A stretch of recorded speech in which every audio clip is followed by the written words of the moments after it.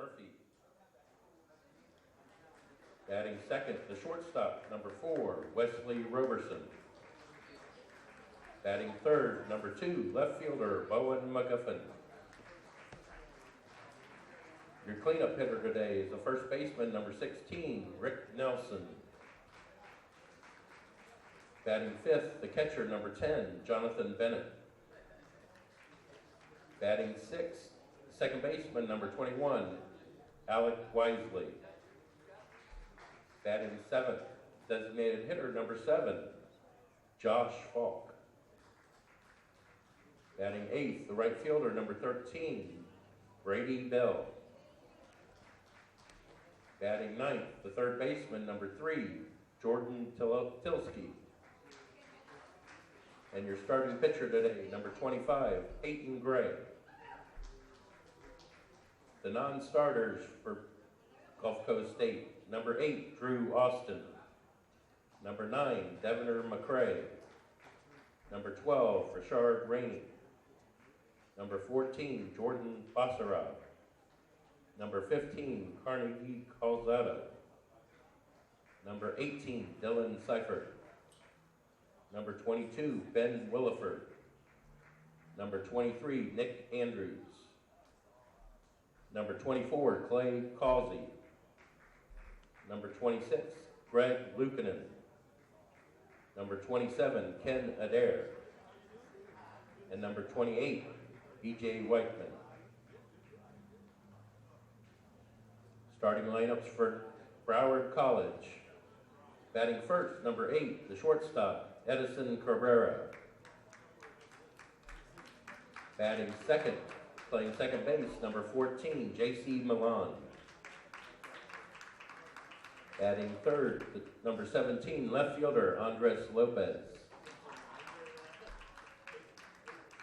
Your cleanup hitter, playing right field, number 24, Raiden Ogando. Batting fifth, number 11, playing first base, DeHendrick Cross. Batting sixth, playing third base, number 13, Gabriel Garcia. Batting seventh, the catcher, number 4, Yordani Salva. Batting eighth, the designated hitter, number 27, Christian Colley. Batting ninth, the center fielder, number 7, Orly Ariando. And your starting pitcher is number 28, Orlando Rodriguez. Broward College's non-starters, number 3, David Martinez. Number 5, J.C. Garcia. Number 6, Danger Guevara. Number 10, Luis Pugilis. Number 15, Gavin Robinson. Number 16, Chris Copenhagen. Number 18, Christian Ovidio. Number 19, Michael Tang. Number 20, Kyle Vaneski. Number 21, Pablo Torres. Number 22, Ian Exposito. Number 23, Ray Katina. Number 25, Chris Cabrera. Number 26, Anthony Cara. Number 30, Stephen Chambly. And number 33, Jose Padron. Your umpires behind home plate will be Chris Tipton. Down the first base line, DJ Brainer. And down third base, Mark Morgan. Please focus your attention on the pitching area. As today we'd like to, our special recognition award recipient, we'd like to recognize Rick Pitt of South Florida State College for his dedicated service to FCAA baseball. Rick Pitt has had the great fortune of coaching many talented players and outstanding young men during his 28-year career. In August, Rick Pitt began his 18th year at South Florida State College, and in January launched his 17th Florida State College Panthers baseball team. As a pitcher at Santa Fe Community College, Pitt helped the Saints to a third place finish in the 1985 National Junior College Athletic Association World Series while playing for Harry Tholen, NJCAA and American Baseball Coaches Association, playing for NJCAA and ABCA Hall of Famer, Coach Harry Tholen. Hitt finished his career playing baseball at St. Thomas University, where he played for current Louisiana State University and 2014 ABCA Hall of Fame inductee Paul Manieri. I was blessed to have played for two highly respected coaches and outstanding people during my collegiate career.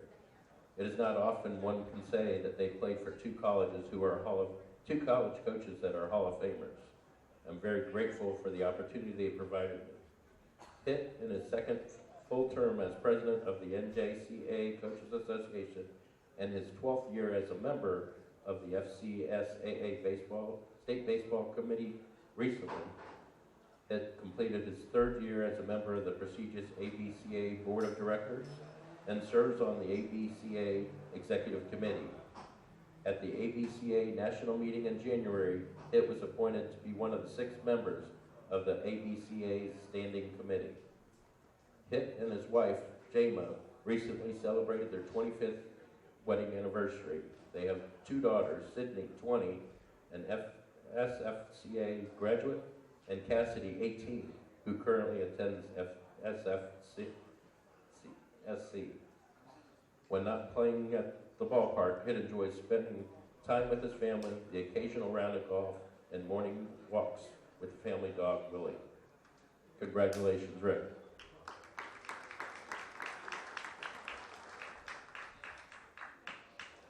At this time, please rise and remove your caps for the playing of the national anthem.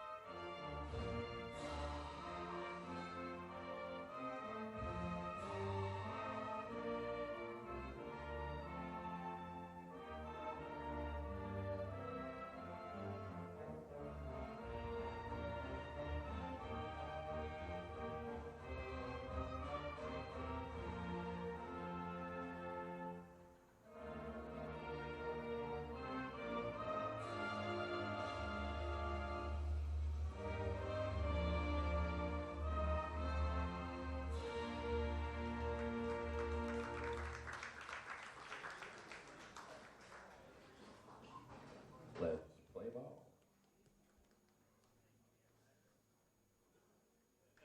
Good afternoon, ladies and gentlemen, and welcome to Henley Field for the 2016 FCSAA State NJCAA Region 8 Tournament. My name's Scott Jamison. I'll be here with you for the duration of this week, and what a great week it's going to be.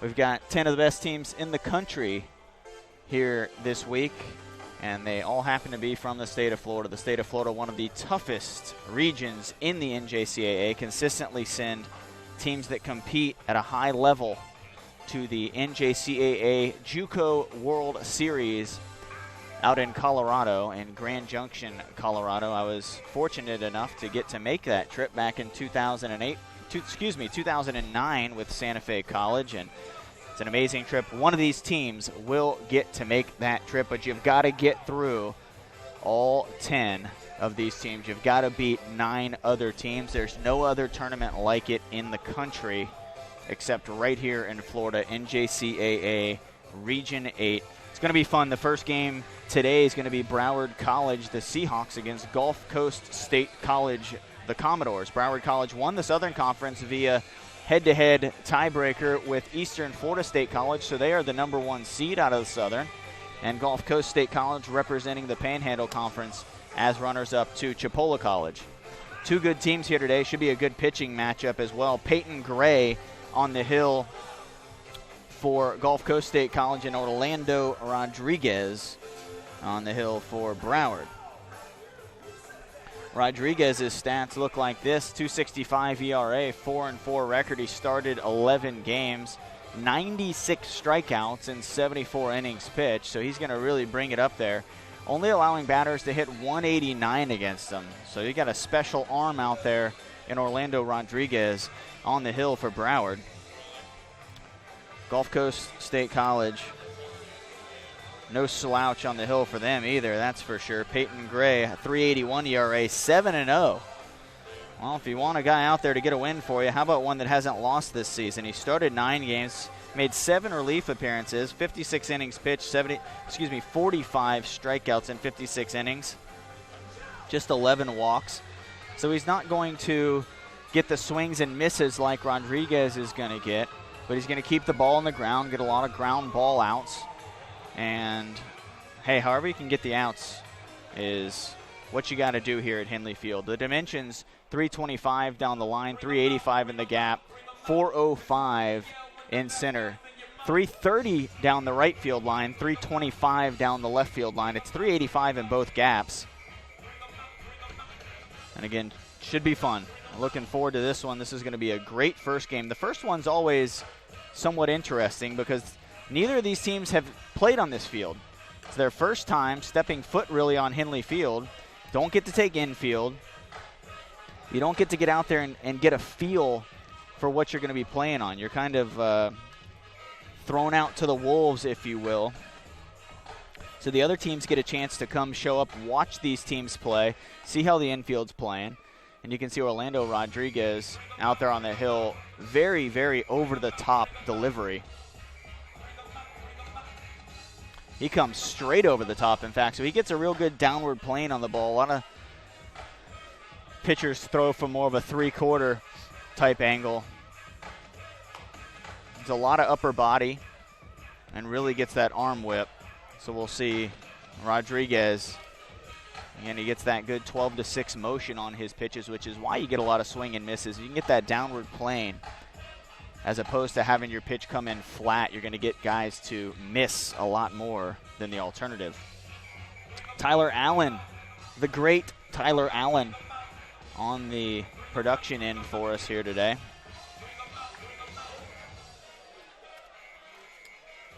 He'll be doing all the important work.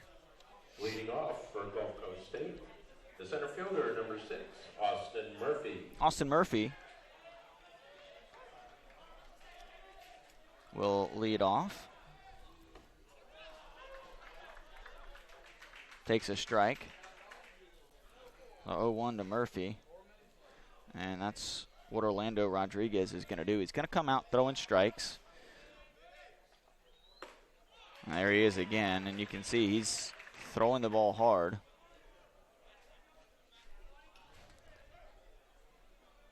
Gonna bring it in the high 80s, 90 miles an hour, right around in that area. And he said he went around. So 3 straight pitches. He offered at that one and a strikeout. That one slider down in the dirt and swing and a miss, strikeout. Brings up the shortstop, number 4, Wesley And we've Roberson. got one down just like that. Now Wesley Roberson will bat. Roberson comes into the day. A .317 hitter, 4 home runs, 36 RBIs. Getting on base at a .403 clip.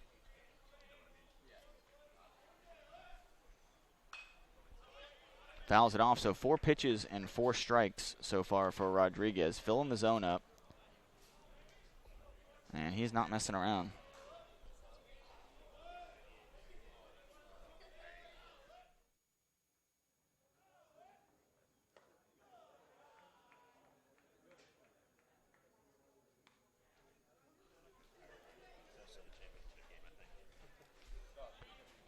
One count, 1 out, nobody on. Top of the first game of the 2016 FCSAA NJCAA Region 8 tournament. And a good at bat so far by Wesley Roberson. Again, a .317 hitter. Leads the team in runs scored with 47. That one fouled back, out of play.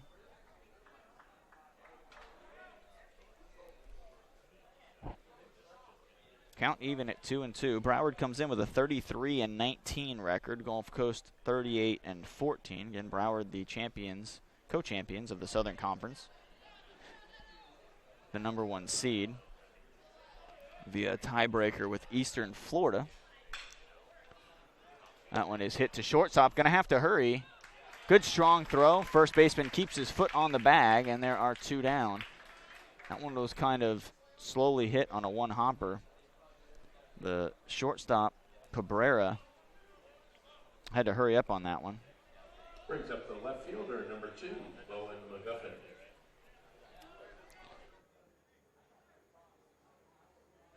McGuffin will now bat. Fouled straight back. McGuffin, 335 hitter. 6 home runs, 39 RBI, 14 doubles to lead the team. Gap-to-gap type hitter.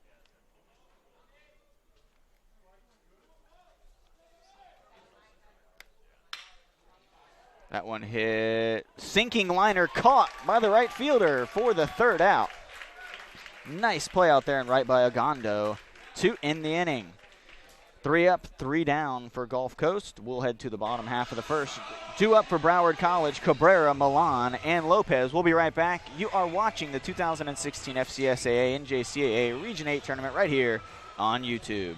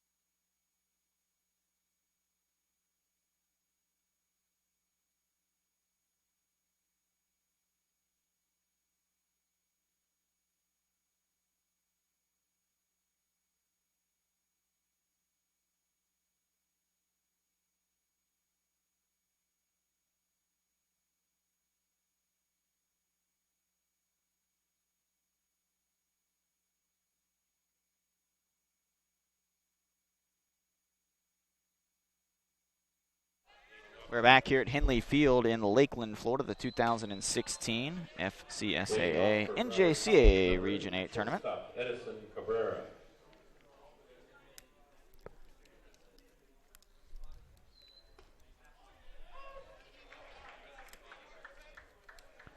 Cabrera takes a strike to make the count 1-1.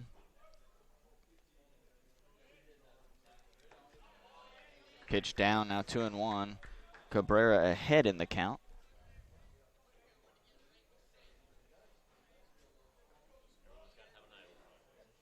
Edison Cabrera, 275 hitter. No home runs, 17 RBI. His job's to get on base and then steal. He's got 26 stolen bases. There's a strike now to make the count 2-2.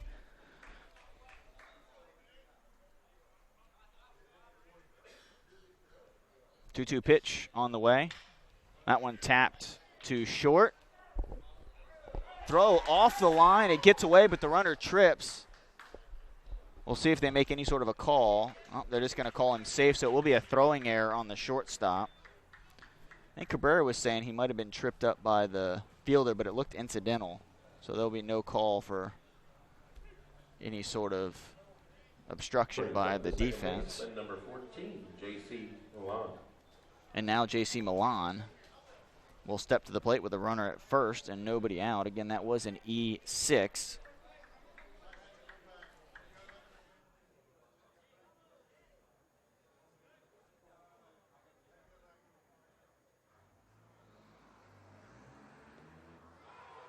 That ball gets away from the catcher. The runner advances up. Now runner in scoring position with nobody down for the Seahawks of Broward College.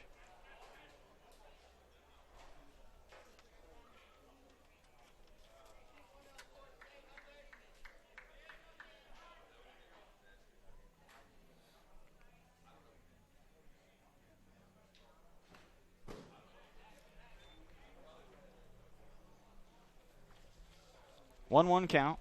Runner out there at second. Milan at bat. Milan 325, 15 doubles leads the team. His 7 home runs is second on the team. His 54 RBIs is number 1. He's slugging 521 and he reaches base 40% of the time. You're looking at a talented hitter. That slider somehow caught the outside corner for a strike. It's a pitcher's pitch. If Peyton Gray can get that one, could be a good day for him.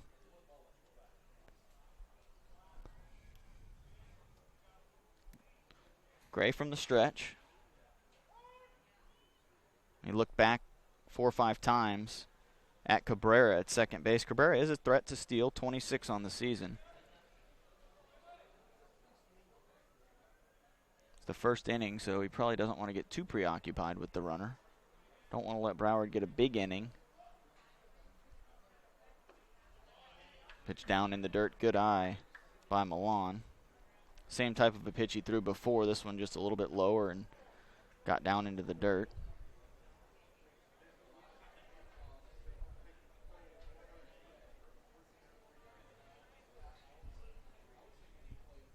Two-two pitch on the way. That one hit liner on a hop. And he waited too long to throw it. I thought it was a liner. That one was on a hop, and the runner is safe. Your next batter is the left fielder, number 17, Andres Lopez. They're going to give him a hit because I guess theoretically there was no error there except for a mental error of not throwing the ball, and you can't give him a mental error. If you could, a lot more players would get those. They're going to have a meeting out there at the mound.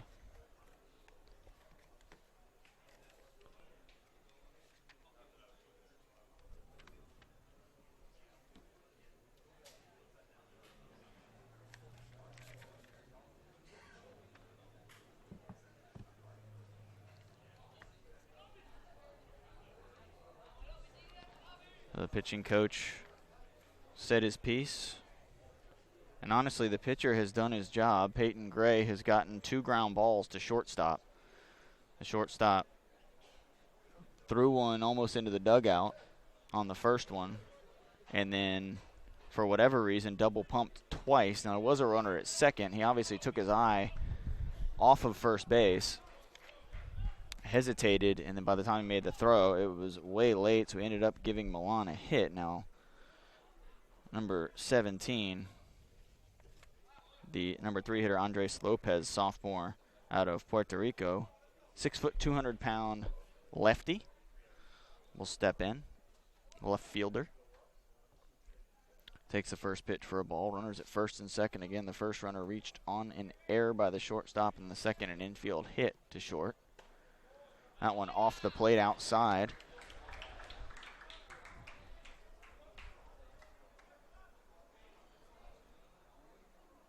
Hope you're enjoying our broadcast here on the FCSA Sports channel on YouTube.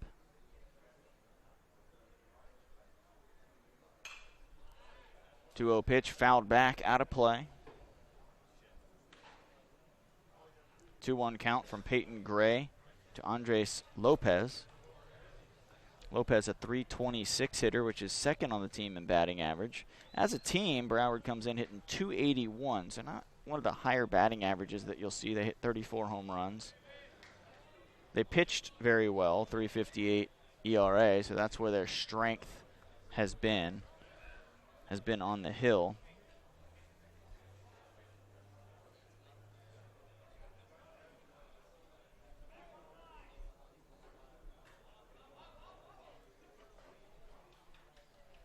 3-1 pitch. Ground ball to shortstop, the third straight. And this one is booted, and folks, you have to feel bad right now for Roberson for Gulf Coast.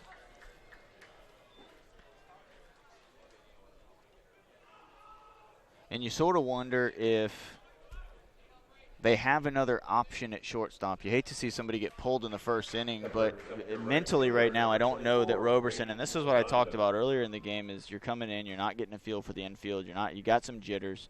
This first game is always an interesting game here at the tournament, whether it's at Flying Tiger Joker Marchant Stadium over there, which is being renovated this year. It's going to be beautiful next year, so we're playing over at Henley, which is a nice facility. This is a lot of history to Henley Field. We'll detail some of that. This one, there's a lot of foul territory. This one should stay in play. First baseman comes over, makes the catch to put away number 24, Raiden Ogando. He made a nice play out in right field last inning. So the bases will remain loaded with one out, and that was a huge out for Peyton Gray. That's one he needed. He either needed a strikeout or some sort of a pop out. Now the infield will play at double play depth, try to get out of the inning. And after 2 errors and a double clutch at shortstop, to get out of this with no runs scored would be nothing short of amazing for Peyton Gray. Time called. Gray working slow.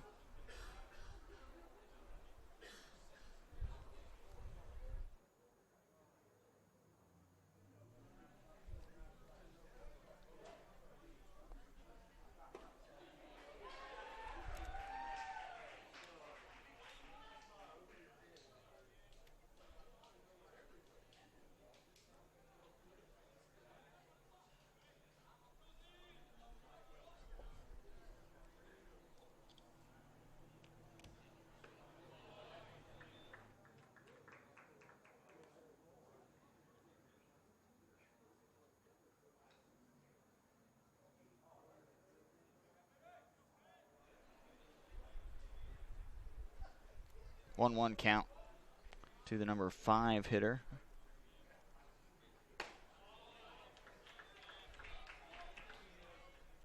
Now 2-1. We apologize. We're having some glitching out there in the outfield camera we're trying to work through. May not be able to get it fixed this game, but we will work on it for future games to make sure that we're not having any sort of a lag out there. Swing and a miss on a high fastball evens the count at 2-2. This is Gendrick Kroos, leading hitter at 329, 10 doubles, a home run, 25 RBI. Been hit by 9 pitches, and he doesn't stand very close to the plate either. Usually the guys that get hit are right up there on the chalk line, and he's not. Full count, bases loaded, 1 out. Big situation for Peyton Gray and the Commodores.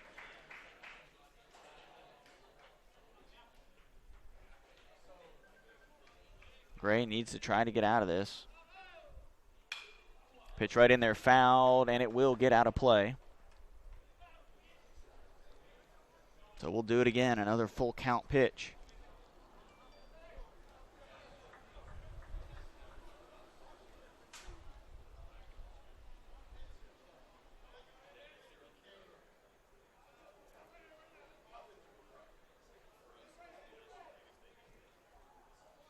Another time call, and Gray working very slowly, and the Broward College players not thrilled with the pace, and so they have called time 3 or 4 times now in this game, in this first inning. Gray delivers 3-2, spoiled again. Good at bat by Kroos.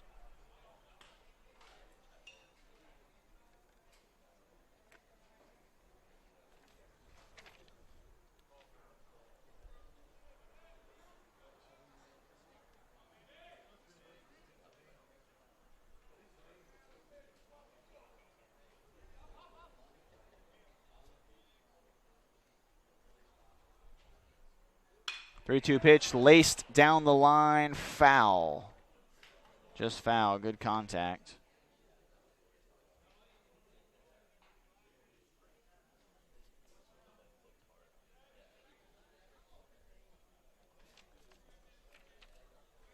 Another 3-2 pitch coming, 1 out. Bases are loaded, 2 errors.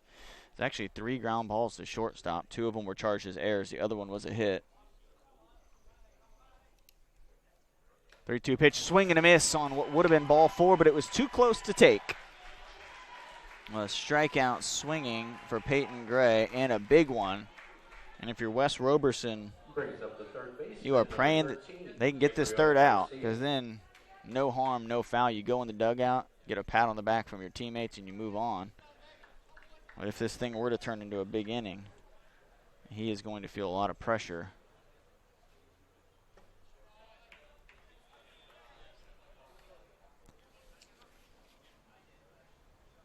Roberson a .936 fielding percentage too.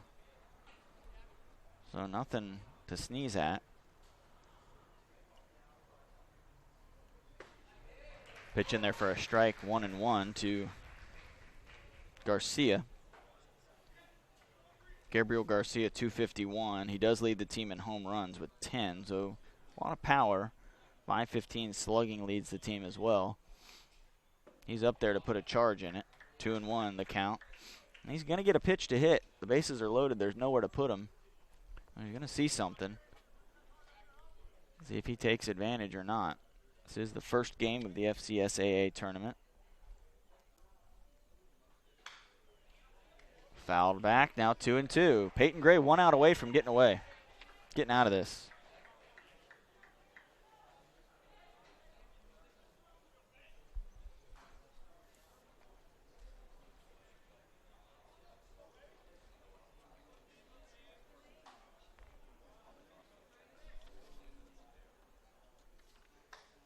Fouled off.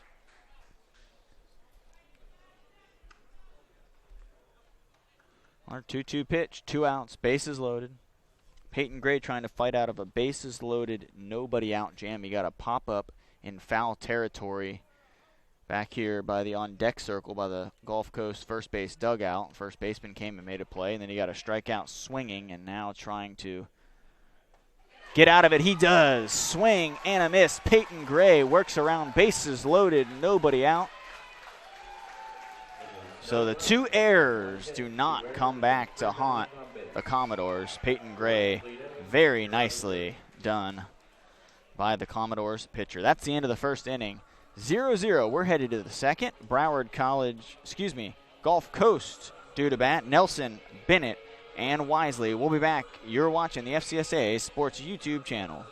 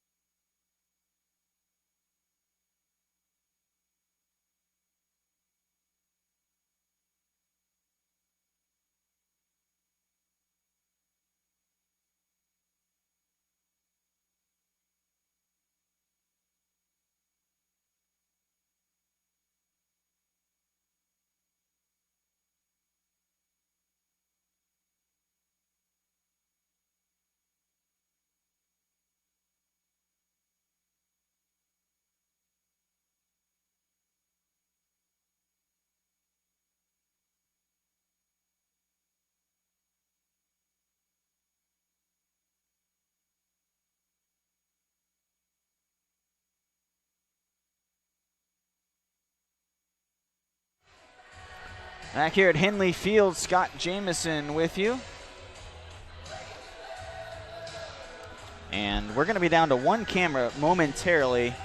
We've got to make a change out there on center field. It's been a little bit too laggy for our liking, stuttery.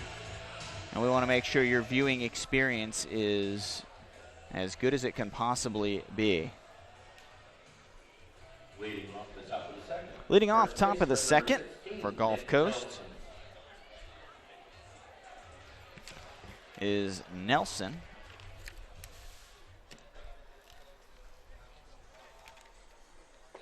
Nick Nelson, 293 hitter, 9 home runs, 45 RBI.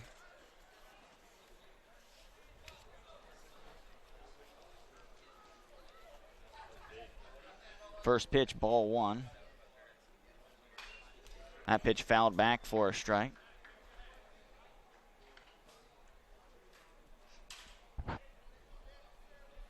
Well, Gulf Coast pitcher Peyton Gray put on a performance in the first inning. He got 3 straight ground balls to start the inning, but none of them resulted in outs. A couple errors and an infield hit loaded the bases with nobody out.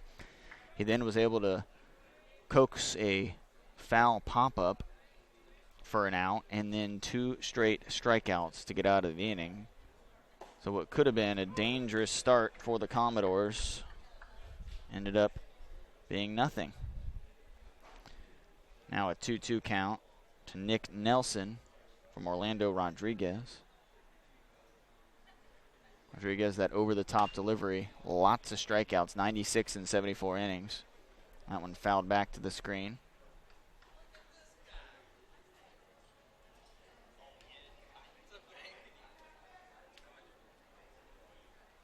Two-two pitch on the way from Rodriguez. It hit to short. Throw across for the out. And there's one down. 4 straight outs now recorded. Second ground out to shortstop number 10, Jonathan Bennett. Of the game for the Commodores. Well, Jonathan Bennett will bat, the catcher. Leading hitter in terms of average, 404, 1 home run, 28 RBI, 9 doubles. First pitch up and in for ball 1. Again, we are down to 1 camera momentarily. Tyler's going to go out there and get that other camera squared away for us. Pitch up high, ball 2. Bennett walked 16 times in the regular season, struck out 20 on 146 at bats. So he likes to swing the bat, not going to take a ton of walks.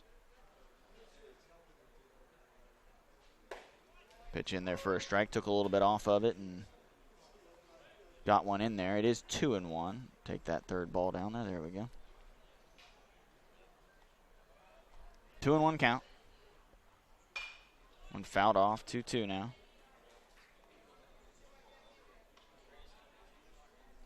Nothing, top of the second. Commodores went in order in the first.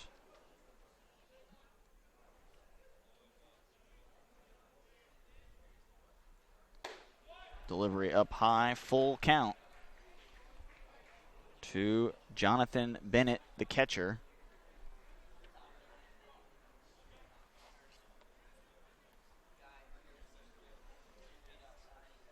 Three-two pitch on the way. That's down, ball 4. Bennett draws the walk and the first base runner of the game for the Commodores.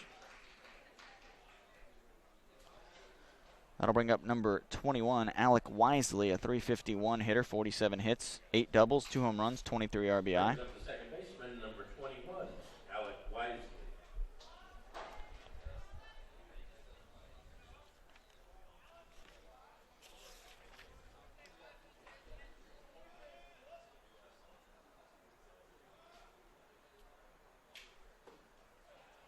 Pitch down, ball 1. So Rodriguez not throwing strikes in the volume that he was in the first inning.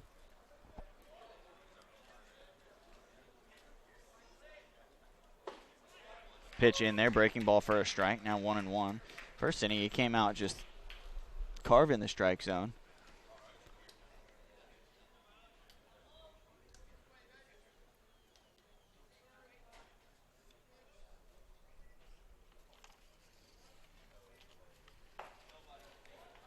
Slider out.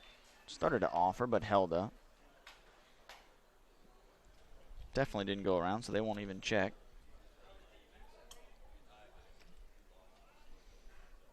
Count is 2-1 to Wisely. Runner at first walked. That's Jonathan Bennett, the catcher.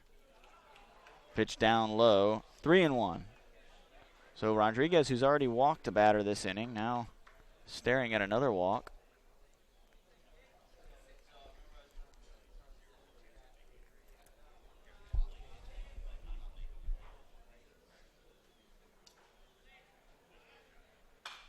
Pitch fouled back, out of play. 3-2. Another full count.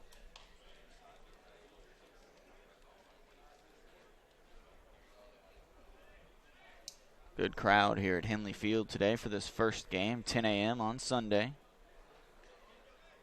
Tournament could go all the way through next Saturday. We'll be broadcasting every single game. Throw over, gets away, and this runner's probably going to be on third base. There's a lot of foul territory over there. He is going to go all the way into third standing up. So the pitchers are going to have to be careful. And again, this is the first game, so all the other teams, there are quite a few teams here. Pretty much every coach is here. So I'll have to keep an eye on that and think twice about throwing over.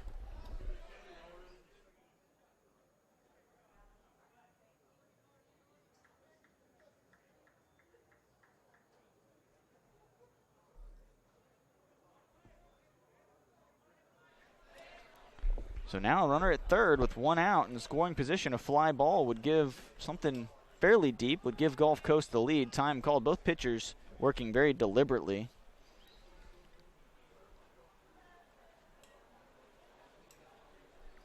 An error on the pitcher on that one. That throw not close. Swing and a miss. Ball gets away. Run's going to score. Runner's going to make it to first. And Broward with some bad luck so far, and the catcher tried to backhand it instead of sliding his body in front of that one. And with a runner at third, you have got to keep that ball in front. Our camera operator is a catcher, and she knows you got to slide your body, right? You got to eat that thing. You got to bury that ball right there, not let it get away. So a run scores, a strikeout goes for naught because the runner will reach. And Gulf Coast, after the way that first inning went, would never guess, but they have the first lead.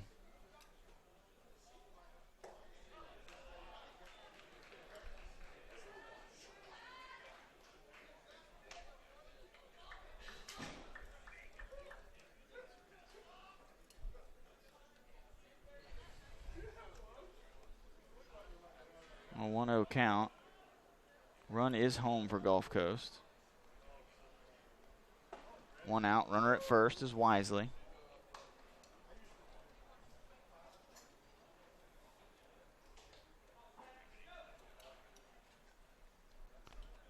So both teams sloppy early on. You can see the nerves getting to them. The runner was on third. He walked and then reached third on a throw over to first. There's a ton of foul territory here. More, I'm guessing more than any of these college teams have at their ballparks.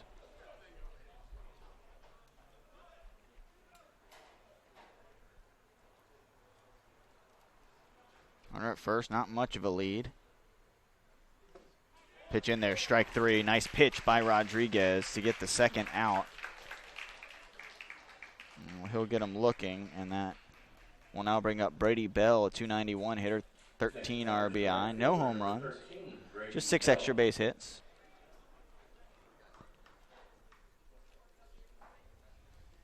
Outfielder and right field will take a step or two in. Center fielder actually takes a step or two back. The wind is blowing out directly to center field. Tyler Allen in record time.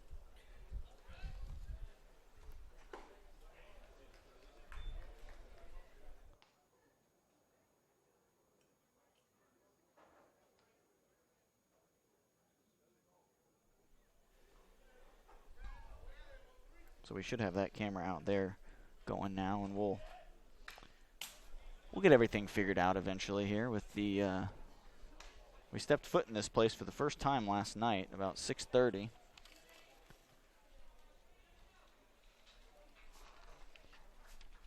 And it's a pretty nice venue. This place has been here forever.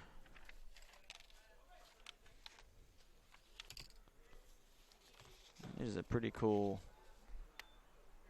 little ballpark. Some big-time major leaguers have come through here and played at Henley Field over the years. 1-2 count now. Runner at first, 2 outs. That one down. Ball 2. It's actually considered a historic site. Ballpark built in 1925. It's a long time.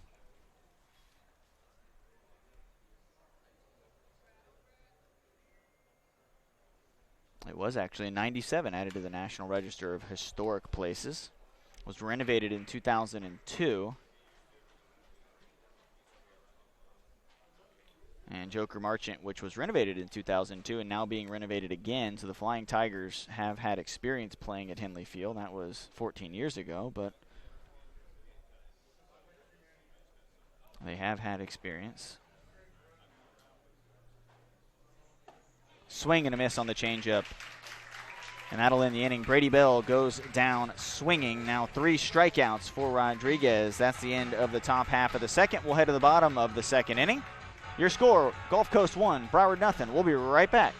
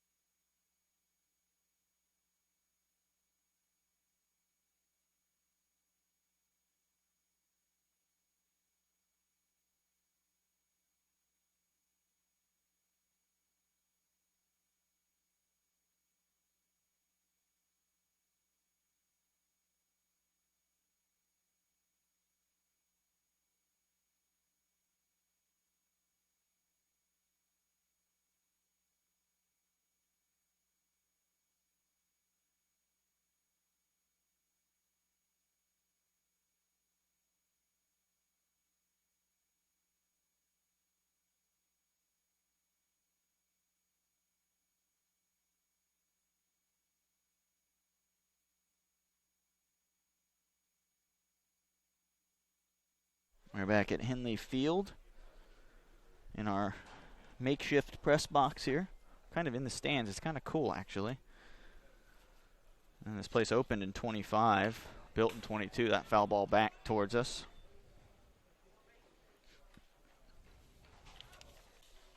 Salva batting, number 4 for Broward. Your Danny Salva, 284 hitter, 3 home run, 20 RBI. Salva from Puerto Rico. Went to Carlos Beltran Academy. Hits that one pretty well out to right field. All the way to the fence, but caught by the right fielder and then crashes into the fence out there. Nice play made by Brady Bell, who made the last out last inning, and he puts his glove on and goes out and gets to work. That's what you got to do. You strike out, you got to forget about it because you might have to make a play at the fence. Deep part of the ballpark right there. He hit it about 383. Just didn't get enough on it to get it out. The wind is blowing out towards center field, so the ball's going to carry. Breaking ball in for a strike. This is number 27, Christian Cawley, 278 hitter.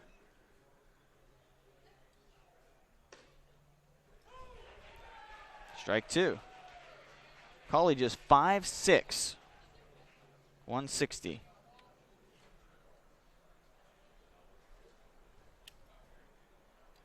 Doesn't matter how tall you are. Dustin Pedroia will tell you that. D. Gordon. All those guys aren't very tall either. Jose Altuve is 5'6". He's fairly decent. Swing and a miss and a strikeout. The third strikeout in the last 4 batters for Peyton Gray. And Peyton Gray 7-0 coming in, hasn't lost. Knows how to work around jams as he did back in the first inning.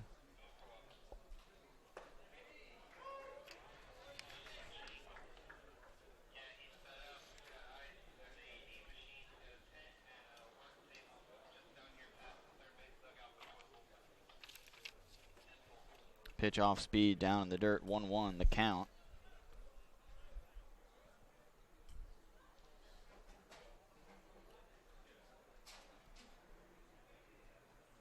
Now, a couple big league teams have had their spring training at breaking ball in the outside corner. Here, the Cleveland Indians were actually here from 1924 to 1927. Saw some guys like Lou Gehrig and Babe Ruth, and some of those guys came through here and played some games at Henley Field. Tigers were here from 34 to 42, and then during the war, didn't have spring training, and then came back 46 to 65. Again, some pretty cool things have happened here at Henley Field. A lot of famous major leaguers have stepped foot on this field. The ball was down in the dirt. They'll have to make the play at first. They do, and now 4 strikeouts for Peyton Gray, and he has found a groove, a 1-2-3 inning. Broward will send the number 9 hitter, number 3, Jordan Tilsky, to the plate to start the top of the third, followed by the leadoff man, Murphy, and then Roberson to round it out. We'll be back. You're watching the 2016 FCSAA tournament right here on the FCSAA Sports YouTube channel.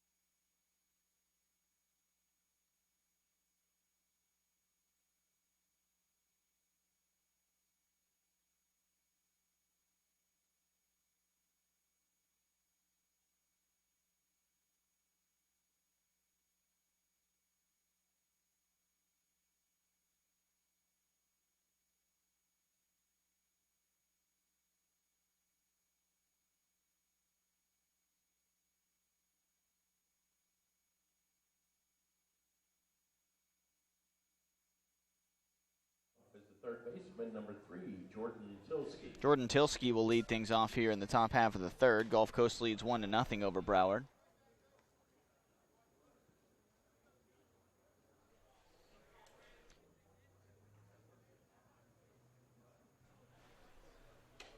Tilsky takes the first 2 pitches inside. Tilsky a .285 hitter. Gulf Coast .304 as a team. Tilsky 1 home run, 21 RBI. Now 3-0. Rodriguez walked 1 last inning.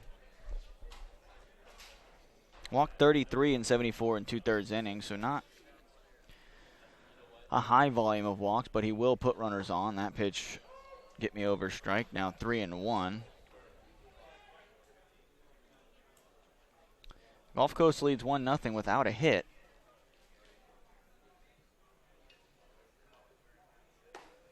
Ball 4 outside. Second walk issued by Rodriguez, and that's the number 9 hitter. That's not what you want to do. That'll bring up the top of the order, Murphy. He struck out swinging back in the first to start the game. Brings up the center fielder, number 6, Austin Murphy. Murphy with some speed leads the team with 10 stolen bases. Gulf Coast doesn't run a lot, just 33 steals on the season compared to 120 for Broward. Broward will get on base and try to make you make some mistakes, throw the ball around, try to put pressure on the defense. Pitch on the outside corner for a strike. On the black, as they say. It's when you want if you're a pitcher, because that thing is close to being in the other batter's box, but it's just right there for a strike. 0-1. Tilsky at first base, takes his lead. He's going to go. Swing to try to throw the catcher off, and he'll get in there. The throw was high. Safe stolen base for Tilsky. And to protect his runner with that swing, I don't know that he needed to. The ball was down, almost in the dirt. It's going to take a really good Yadier Molina type of a throw on top of the bag to get him. He got a pretty decent jump.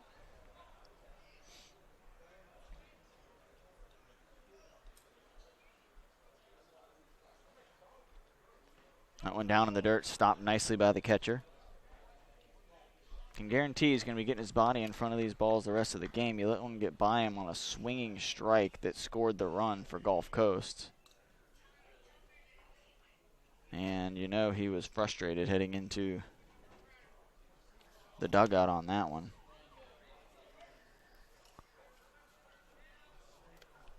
Salva good behind the plate, just tried to backhand one that he needed to get in front of.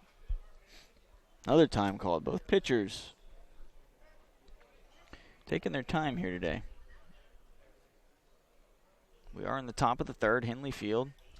Half swing, fouled off.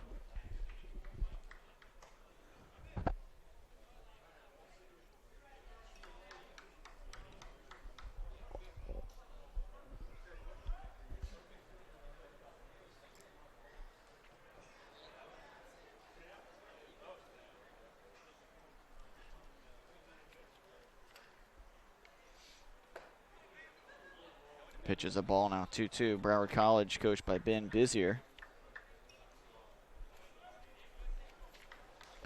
Golf coach Mike Candler, the head coach. Bizier is in his third year at Broward.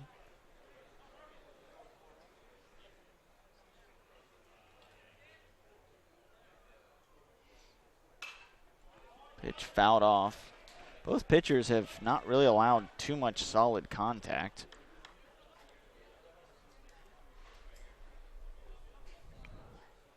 No one has hit the ball real well. See how that goes as the teams start to get into their second time through the order. Tilsky is on second with the stolen base. Pitch fouled right back towards Tyler. I think the fence is there.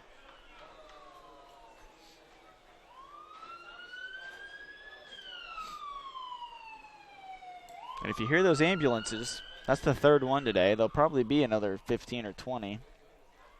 We are right next to a hospital here on Lakeland Boulevard, so you're going to hear some more. 2-2 pitch. Swing and a miss, off speed, nasty. Nasty dive to that pitch. There's nothing the batter could do about that one. Murphy goes down for the second time swinging for the first out, and a big one for Rodriguez. Now the shortstop, Wesley Roberson will bat. Roberson with 2 errors in the first inning did not come back to bite the Commodores. Peyton Gray was able to work out of the jam.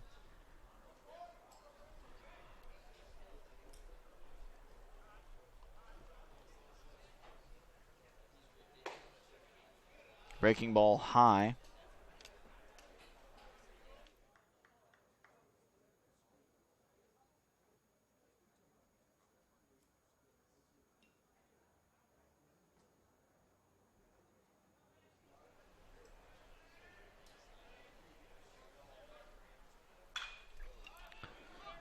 Pitch hit foul, should get out of play. And it does. There's a lot of foul territory here. It's 325 is the fence down the left field line. 385 in the gaps. And 405 to center, actually 330 down the right field line. Henley Field, where the Florida Southern Moccasins play. 10-time national champions. Ground ball hit to short. Runner will stay. Throw across for the out. 6-3 put out.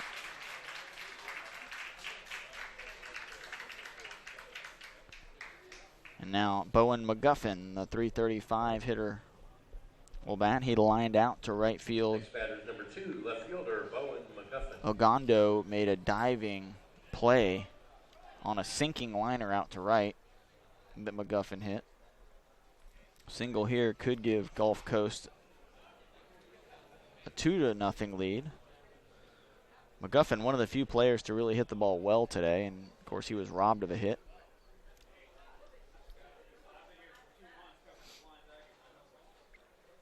Well, we could be in for a long game here at the pace these pitchers are working.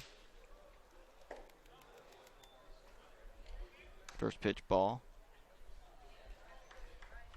And some coaches teach to be more deliberate. Some coaches want you to work quicker. Just philosophy of the coaching staff.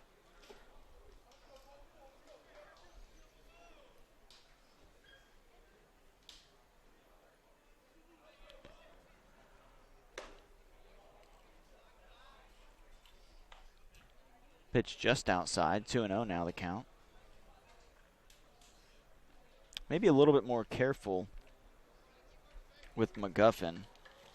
Nick Nelson, a righty on deck. You do have an open base at first, so breaking ball there on the outside corner for a strike. They may not really give him too much to hit.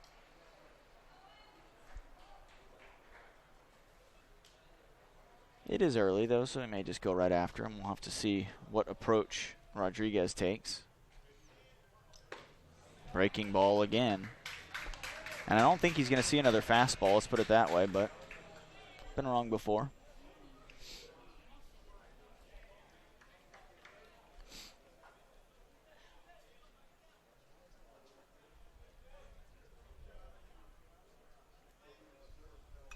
There's another breaking ball, fouled back. Rest of today, coming up in the next game, supposed to start at 1, is Northwest Florida and St. John's River State College. Northwest Florida, the number 3 seed out of the Panhandle. St. John's, the runner-up in the Mid-Florida. Another breaking ball. So, again, no fastballs coming from McGuffin. You wouldn't expect it with a righty on deck and an open base. At 4 o'clock, Central Florida and St. Petersburg College. And then at 7 o'clock tonight, Santa Fe College and Eastern Florida State College. Good slate of games. In fact, every game's going to be good. Swing and a miss. There he brought a little bit of heat, and I think that caught McGuffin off guard. He was looking, it was 4 straight breaking balls and then a fastball up in the zone. McGuffin swings and misses. 6th strikeout already in 3 innings for Rodriguez. That'll do it for the top of the 3rd. We'll move to the bottom half of the 3rd. Coming up for Broward, top of the order, Cabrera, Milan, and Lopez. We'll be right back.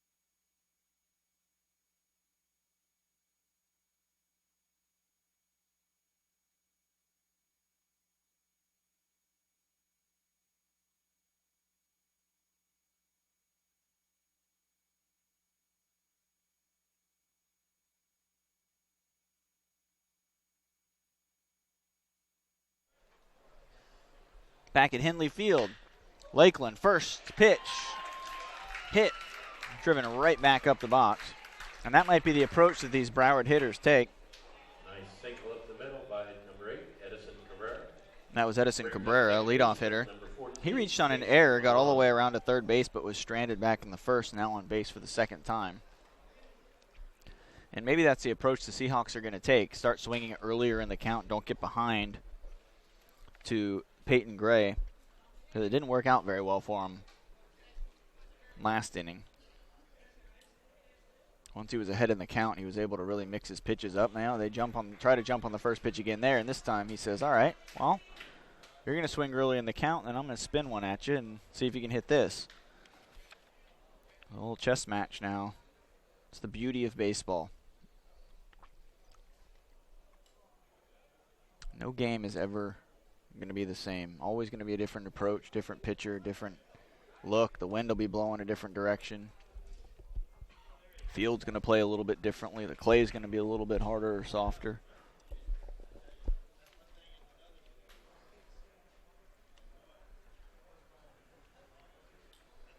Oh, 1 pitch coming. Runner at first. Cabrera, the leadoff hitter. And that one hit very well out to left. Very, very well, in fact. Out of here. Home run. Juan Milan, 8th home run of the season, and that was a bomb from Milan. And he gives himself a pat on the helmet. I probably would too. He got every single bit of that pitch. Pitch up in the zone. Milan sent it out of here. Broward now with a 2-1 lead. There's a scouting report for you. Don't leave one up in the zone to Milan. He is a big, strong man. Up the left fielder, number 17, Andres Lopez. JC Milan is what he goes by. 6'1", 190. This one hit well too, but it looks like it's going to stay in the park, and it will. I'll tell you what, they came very close to back-to-back home runs, but swinging again at the first pitch. So that is, they're going to try to jump early in the count, and Gray's going to have to adjust. That was very nearly back-to-back home runs. That was Andres Lopez. Right fielder, number 24, Ray Ogando. So Milan is 2 for 2. He had an infield single and then a home run.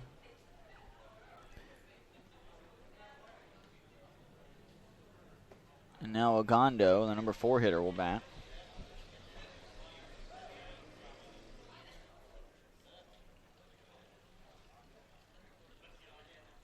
Rondo with 4 home runs, a little bit of power. Big rip. And fouled back. Well, the ball is going to fly out of here right now. The wind is blowing out. If you can get the ball airborne. Tyler and I were here for the Florida Southern St. Leo game last night. It was 2-1 when we showed up in the 6th inning. And the final score was 15-10.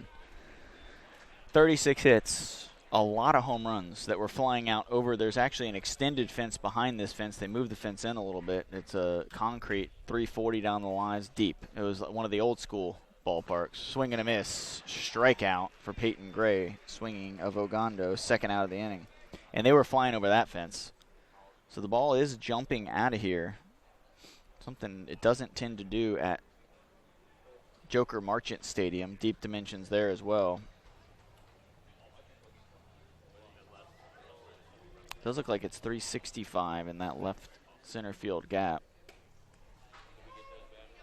Pitch in there for a strike.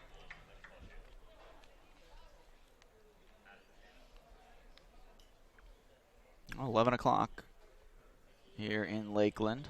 Game number 1 of the FCSAA NJCAA Region 8 tournament. The winner of this tournament, either Friday or Saturday, will move on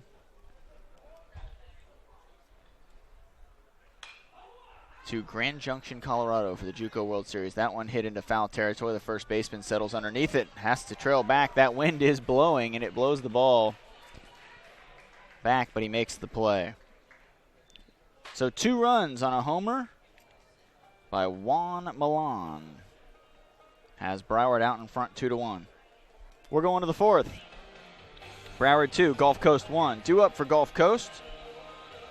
Nelson, Bennett, Wisely. We'll be back right after this.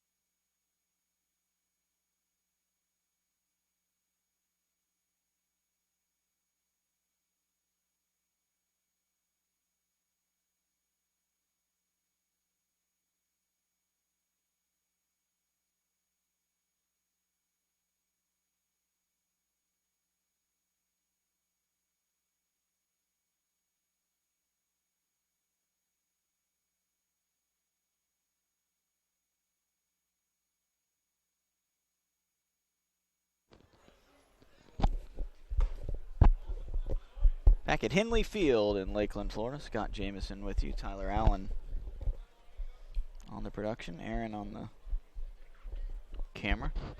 Doing a great job. Wind was blowing out. It's kind of swirling out there now. Looking at the flag out in right center field. Now it seems to be blowing from left to right.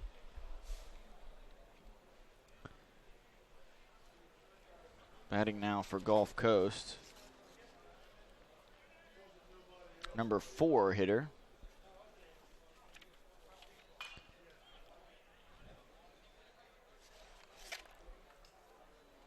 This is Nick Nelson, 6'1", 205 from Panama City. Nelson's second at bat. He grounded out 6-3 back in the second inning. Breaking ball, strike 3, nasty pitch. That was borderline. And Nelson didn't like it, but the pitcher really liked it. And 7th strikeout for Rodriguez. Now Bennett will come to the plate. He walked, went to third on an error on a throw by the pitcher, and then later scored on a swinging strikeout that got away from the catcher all the way to the backstop. He basically walked home on what was a very weird inning. First pitch outside. Very deliberate, over-the-top motion from Rodriguez.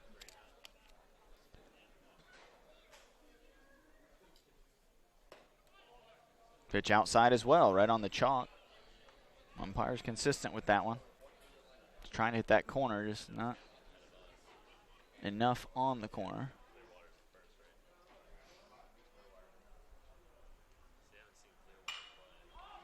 Popped up, it'll stay in play. It will be in fair territory. Left fielder calls everybody off, takes it for the out.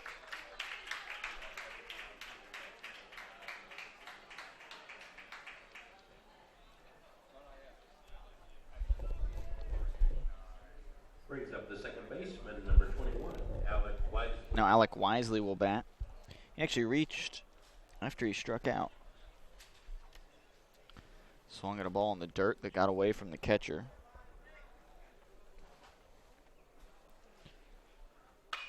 He hits that one hard down the left field line, curving foul.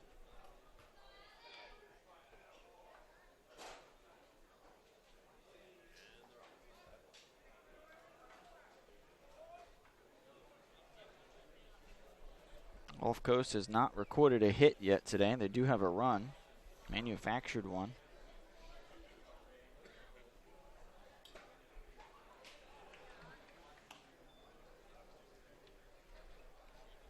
Come in as the Panhandle Conference runners-up to Chipola College, Broward College, Southern Conference champions. Pitch way high, but out of play. Right off the roof.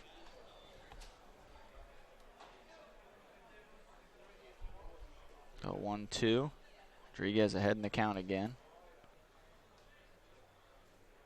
Well, in a tournament this long, if Broward can get a win with Rodriguez on the hill, they can bring him back, depending on his pitch count, possibly, maybe Thursday. Definitely by Friday.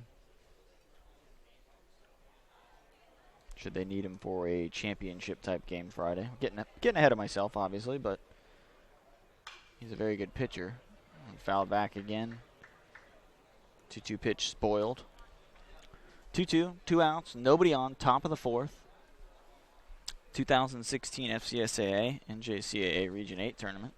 Winner will advance on to Grand Junction, Colorado for the JUCO World Series. That ball tipped into the catcher's glove for a strikeout, number 8 for Rodriguez through 4 innings. He has found his groove. He has gotten 6 straight batters out, and we're going to the bottom of the 4th. Due up Garcia, Salva, Cauley. We'll be right back. You're watching the FCSA tournament right here on YouTube.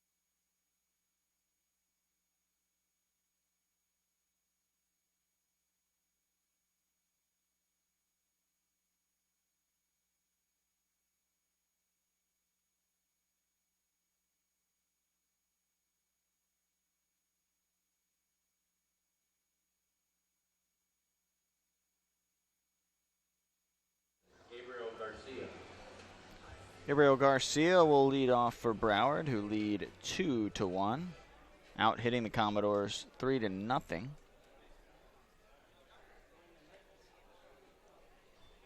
First ball in the dirt.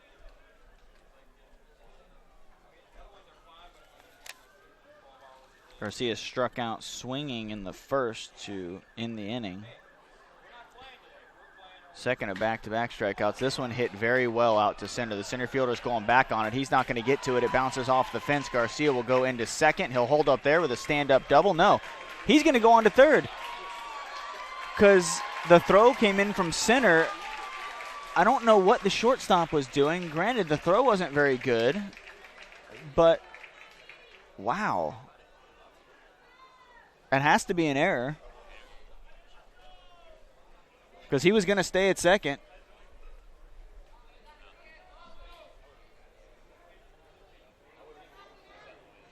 Not going to give him a triple, though, are you? You're not going to give him a triple, are you? I guess they're just going to say he advanced on the throw, so not necessarily going to give an error. To me, that's most definitely an error, but the official scorer here disagrees with me, and that's all that matters.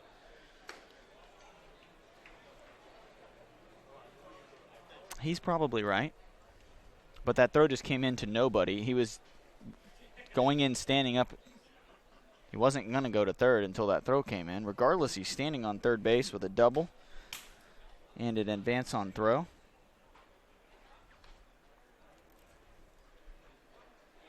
And Broward is threatening, and Gulf Coast has hurt themselves with some mistakes, both mental and some physical errors that put them in some bad positions. That one there, it's really on the center fielder and the shortstop. The shortstop's got to locate the ball. Was the throw good? No, it wasn't to the right spot. But at the same time, the shortstop really made no attempt to slide over and cut that ball off, and it just came rolling in to nobody. Very strange game so far. It always happens. I was talking to Tyler before the game. This always happens in the first game. That one hit out to left. It's going to be a tough play for somebody over there. The left, no, I thought it was going to be a lot shallower. So it was not a tough play at all. Left fielder makes the catch. Looked like it was going to be in no man's land, but it sailed. That wind took it, and the left fielder out there, McGuffin, made the catch, and now Christian Colley will bat, trying to knock that runner in from third. If you're Colley, you're just trying to hit something to the right side. The infield is back there, going to surrender that run on a ground ball. Outside, ball one.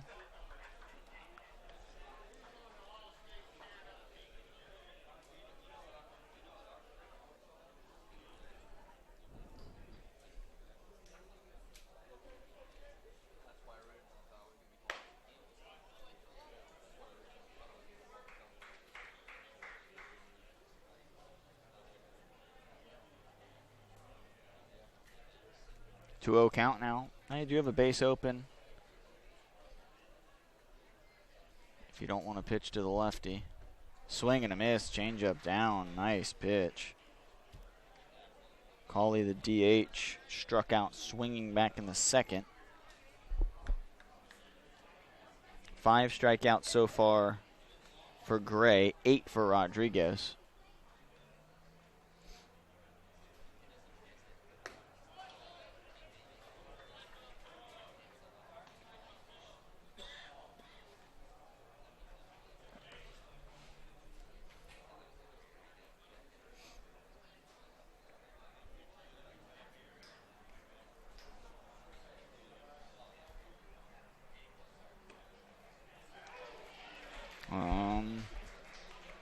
Now 3-2. So a full count with 1 out.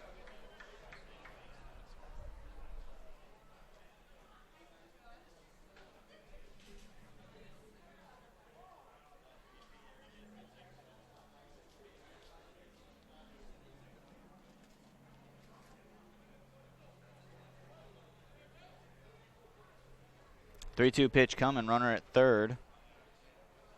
1 out. The pitch. Up and away, ball 4. Well, I don't think he was going to give him anything to hit. He had an open base with a lefty up. And you've got a right-handed batter on deck, so you're wanting to face the righty right here, maybe induce a double play. So they did change it to an error. E8.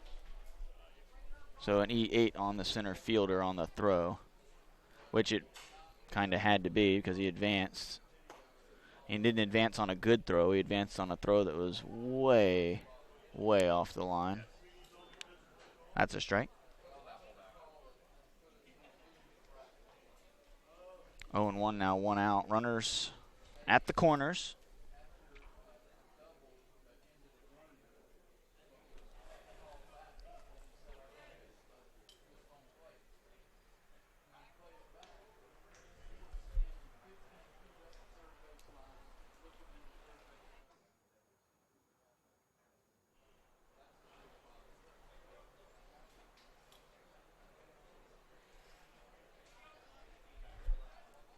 On the throw over. We'll see if Cauley, what he's thinking. He's probably not going to get too aggressive because you'd like to get a fly ball and get that runner home from third. Cauley does have 7 stolen bases. That one's fouled back now quickly. 0-2 from Gray to Ariano. He struck out swinging back in the second.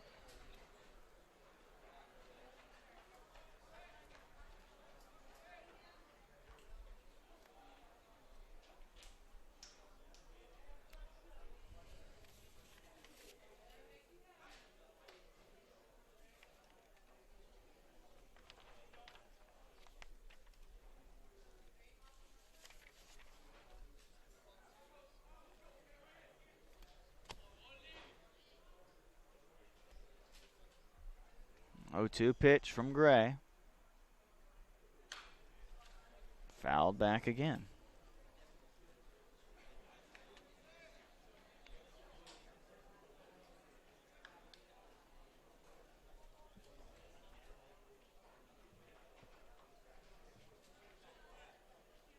Well, spoiling these 0-2 offerings from Gray. Number 9 hitter. Trying to hit something to the right side. Low and away, the runner, they'll come home with it. We got to play at the plate, and he's going to say he tagged him out at home. Very, very close play. He did get the tag on him. He definitely got a tag on him. Now, whether or not he got him before he got to the bag, I'm not sure. There's no replay here in the FCSA, so this call is not going to change. We have replay. And Wallace Minto's coming down here to check it out. We're going to see if we can. I'm going to say that the umpire was right. We're going to check a replay out here in a second. The Broward coach is going to disagree with me. Let's see if we have this here. Tyler's figuring this out. He's not happy, but he's going to have to accept it.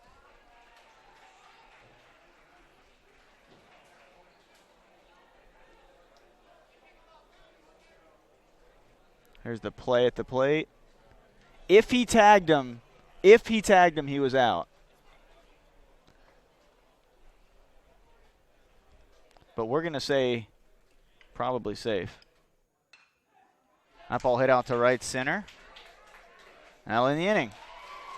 So a play at the plate goes in the favor of Gulf Coast.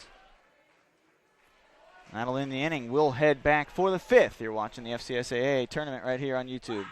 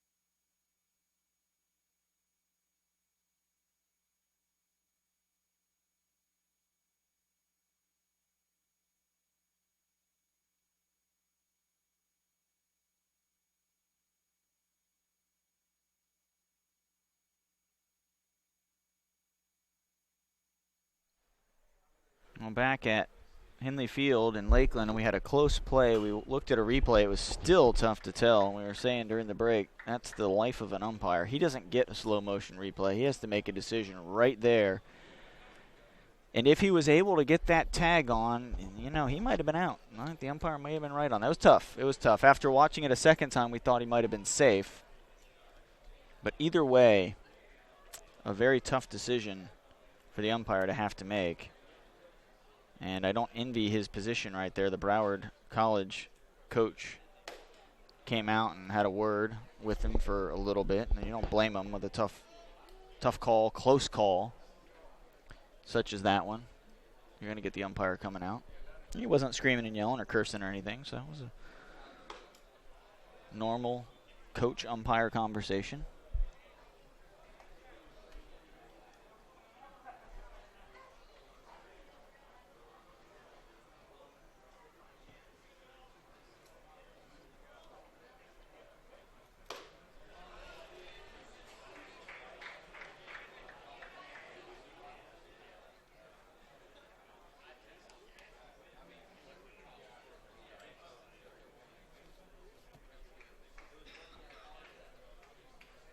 Three-two pitch, and from 0-2 to a walk.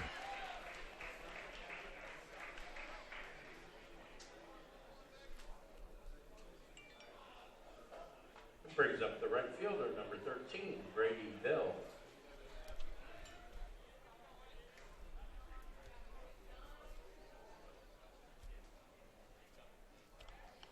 Brady Bell will now bat after that walk drawn.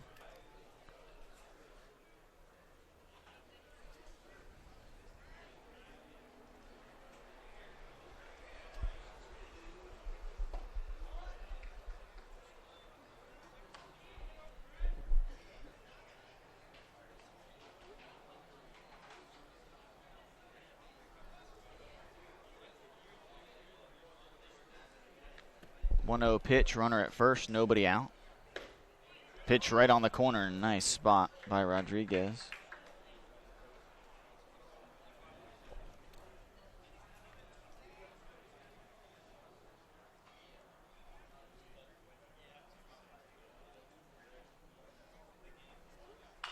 Pitch inside, fouled off towards the Gulf Coast dugout.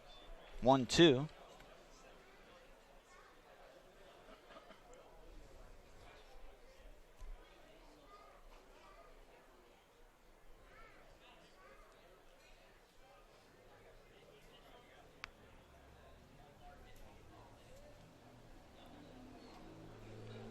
One-two pitch coming. One hit right to the first baseman. That's going to be a double play and nothing you can do if you're the runner at first. You're hung out to dry completely right there. Nice job by the first baseman to complete that double play. And now Tilsky will bat. Tilsky reached on a walk and stole a base back in the third. Baseman number 3, Jordan Tilsky.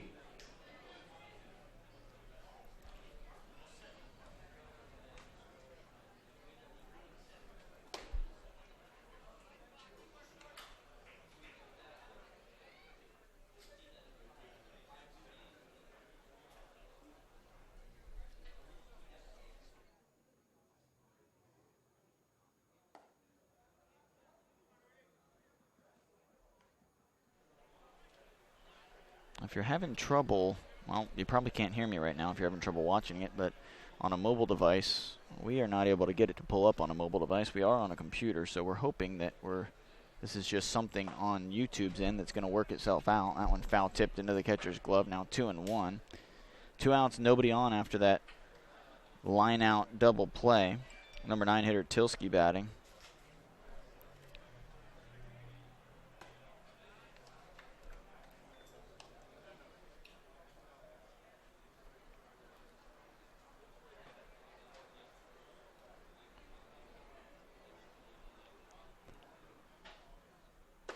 Pitch in there for a strike, even the count at 3-2.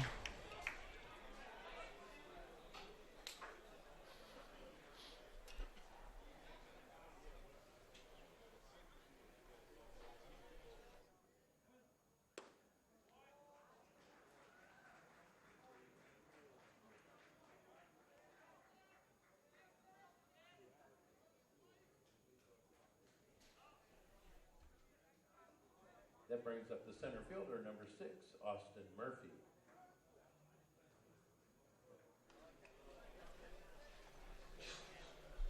So the walk will put a runner on and go back to the top of the order. Murphy.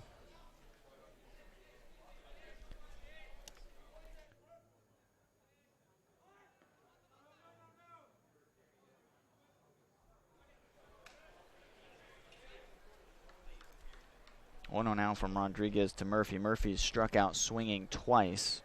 Once in the first, once in the third.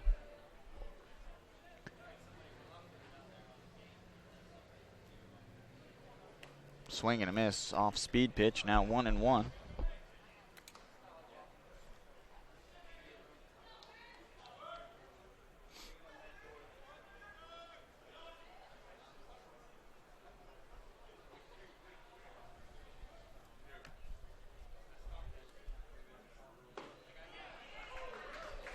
Pitch in there for a strike to make it 1-2. Murphy trying to avoid striking out 3 times in the first 5 innings. Rodriguez has 8 of them already. None this inning. Both outs came on a double play. Runner goes, fouled off.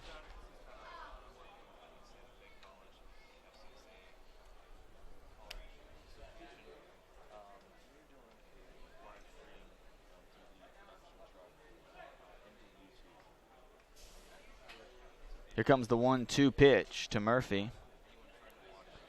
Rodriguez from the set. Pitch up and in, 2-2.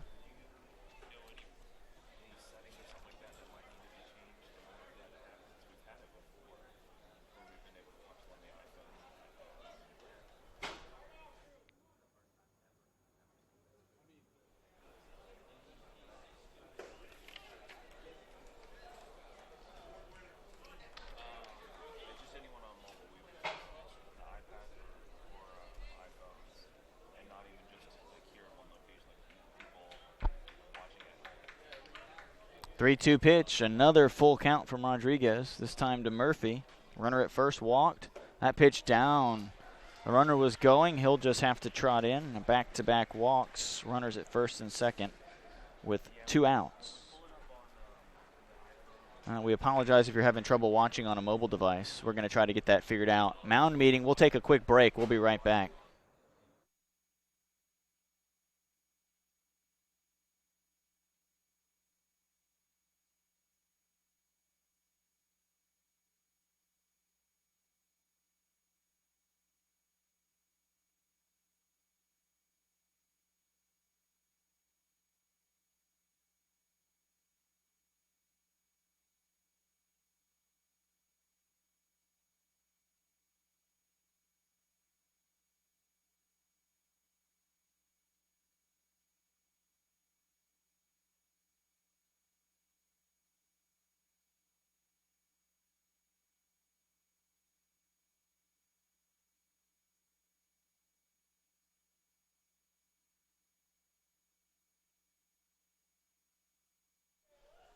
We are back at Henley Field after that quick mound meeting. The pitching coach coming out talking to Rodriguez. He's walked back-to-back batters after getting a double play line out. He walked the first batter of the inning, so 3 walks this inning for Rodriguez. And now Roberson, the shortstop, batting, swing and a miss. Late on the swing from Roberson.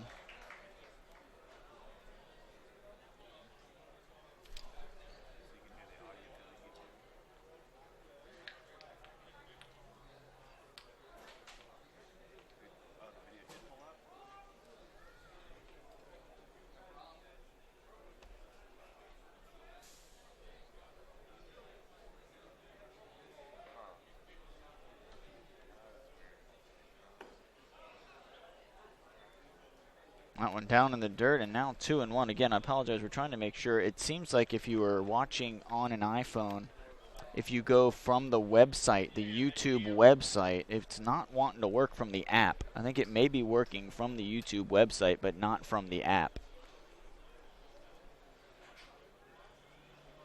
So again, if you have people out there that are trying to watch on their mobile device, have them go to youtube.com instead of using the YouTube app and see if that'll work. Breaking pitch nicely thrown in there by Rodriguez to Roberson for a strike. I apologize for the dead air every once in a while. Tyler and I, this is the first game. We're trying to, unfortunately, like the teams are experiencing with errors every once in a while. There's a swing and a miss on another breaking ball, and Rodriguez gets out of the inning. So we'll head to the bottom of the fifth. Broward leads 2-1. Rodriguez still with a no-hitter through 5. We'll be back right after this.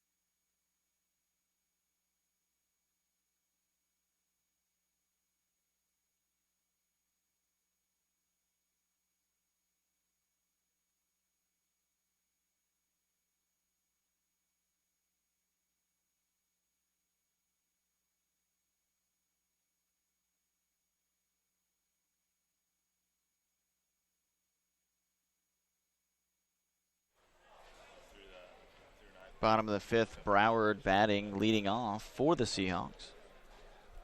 Number 8, Cabrera. That one hit to short. Roberson across for the out. Roberson seems to have gotten those yips figured out.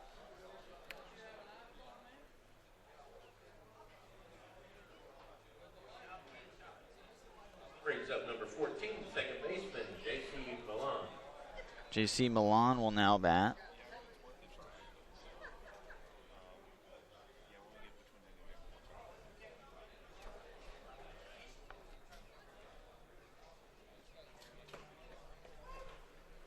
Pitch in there for a strike. 0-1 now to Milan.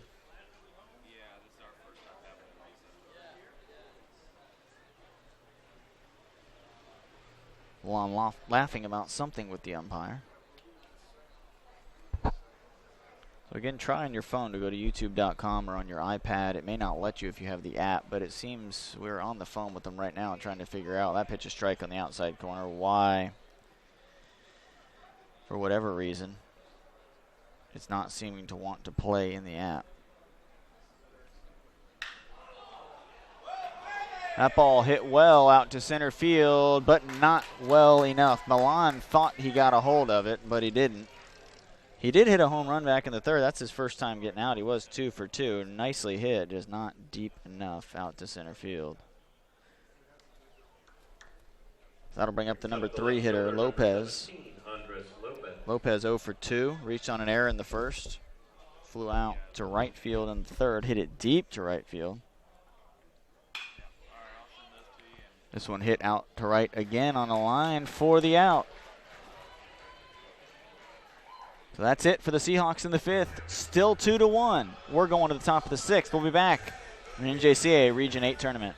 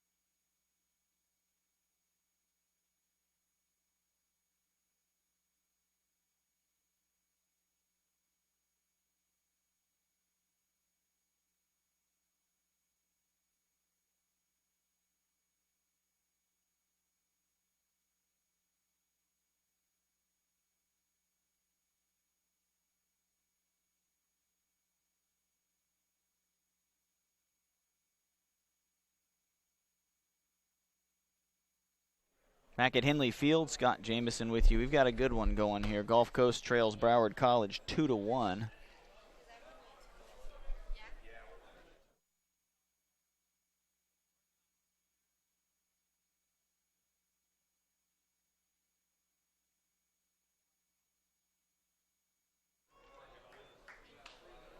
Pitching their first strike now, 1-1. Just had a fan come up and say it's not working on YouTube.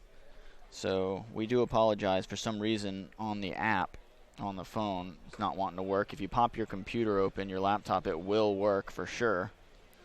Also, it seems to work from the YouTube website on the phone, although a lot of times your phone's going to automatically open the app, which is not what you want to have happen when you can't watch it on the app. Swing and a miss, 2-2.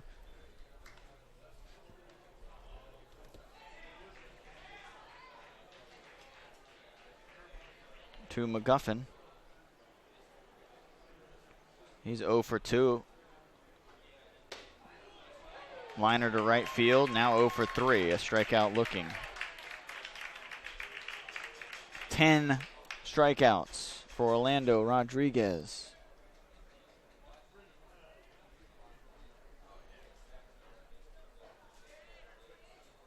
Brings up the first baseman, number 16, Nick Nelson.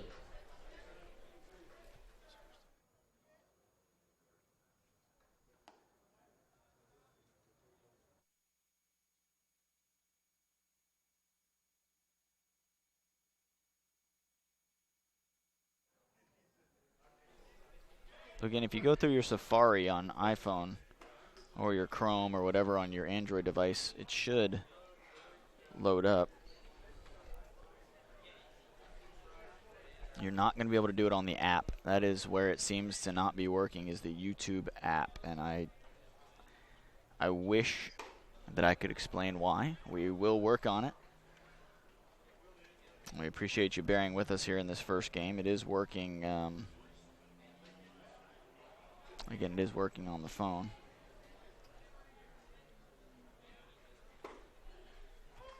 If you go to the website.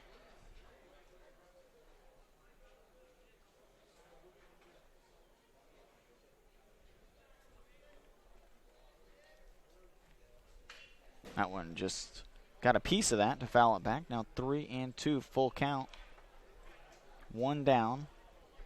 McGuffin struck out looking. Now Nelson batting, the catcher. Excuse me, the first baseman, I apologize. He grounded out to short in the second, struck out looking in the fourth. That one hit pretty well out to left. Left fielder started in on it. Took a bad angle. It gets over his head. No, it gets over the fence. That's a home run. It was tough to tell because you can see through that. It didn't matter that he took a bad angle. It hit over and then bounced back through underneath, and our ball game is tied. Wow. Nelson leaving the yard. A home run for Gulf Coast, 2-2. Now the score. And that was a tough ball to read for the left fielder, too. He actually took a step in, then went back on it. And wasn't able to make a play because it went over the fence. It actually hit off the cement wall back there and then kicked. There's a little bit of a gap under the fence, and it kicked underneath the fence back into the field of play. That's why it sort of looked like it went off the actual fence here. Again, there is about 15 to 20 feet behind this fence. There's a concrete wall. So a solo home run for Nick Nelson. That's his 10th of the season. Puts him in double digits, ties him for the team lead.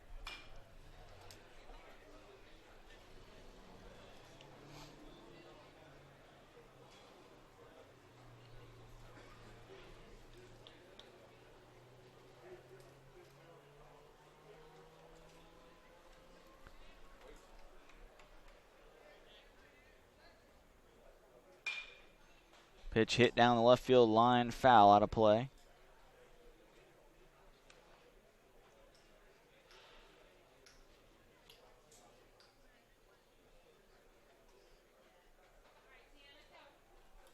The catcher, Bennett, steps back in with a 1-2 count, 1 out.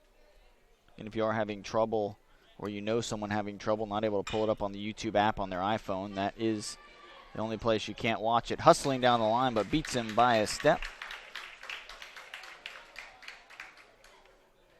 Now Wisely will bat.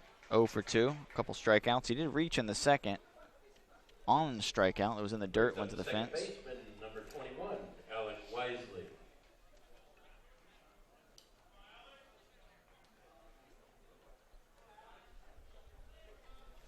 Make sure you tell people don't use the app for right now. We're trying to get that worked out through YouTube.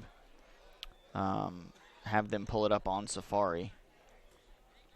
Or if they're on an Android device having trouble with the YouTube app, to just pull it up through their Chrome or whatever web browser they have on the phone, just as long as you do it through the web browser. That one popped up just off the infield clay. The left fielder comes in, calls off the shortstop. Fundamentally sound play from Broward. They'll get out of the inning, but not before. Nick Nelson leaves the yard with a home run to tie the score up at 2-2. We're going to the bottom of the 6th. Tie ball game, first game of the FCSAA tournament. We'll be right back.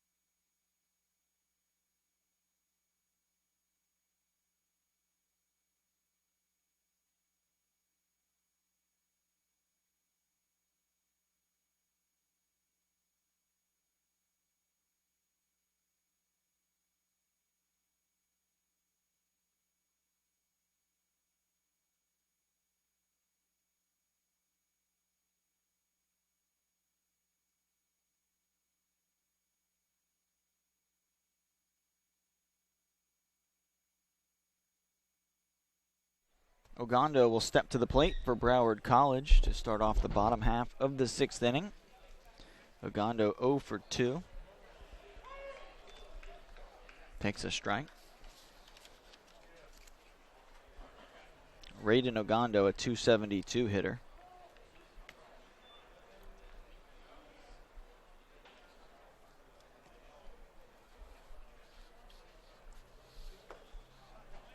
That home run for Gulf Coast was their first hit of the game. How about that? Tied it up at 2-2 last inning by Nick Nelson.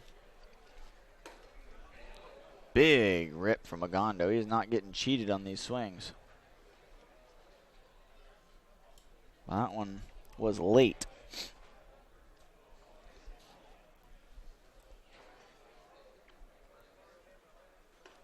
Breaking pitch right in there. Caught him looking. Strike 3. Beautiful pitch from Peyton Gray. Both pitchers have really pitched well today. Brings up number 11, first baseman, Hendrick Crows. 6 strikeouts now. Popped up.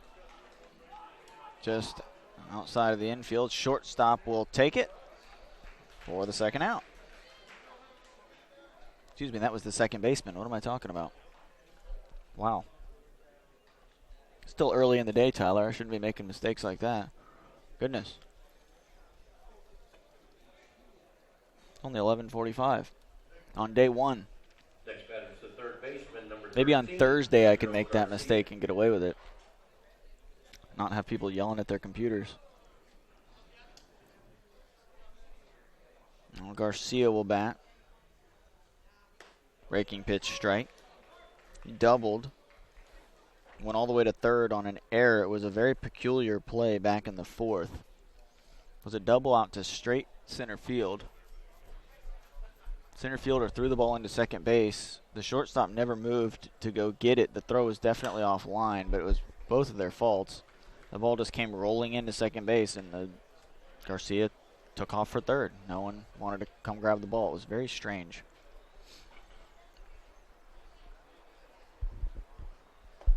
Swing and a miss, ball in the dirt, and Peyton Gray is zoned in right now. 7th strikeout of the game. We're going to the 7th. We'll be back right after this. You're watching the FCSAA tournament, NJCAA Region 8 tournament, right here on the FCSAA Sports YouTube channel.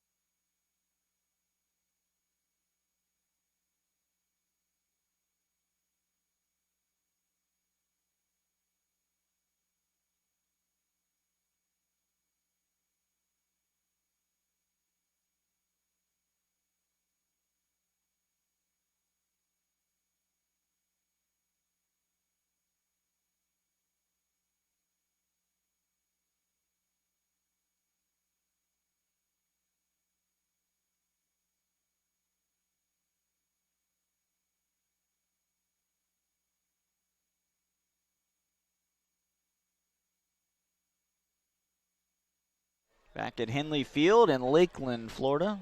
Beautiful but hot day today. Gulf Coast State College picked up their first hit of the game last inning. This one in play, no. Gonna get out of play.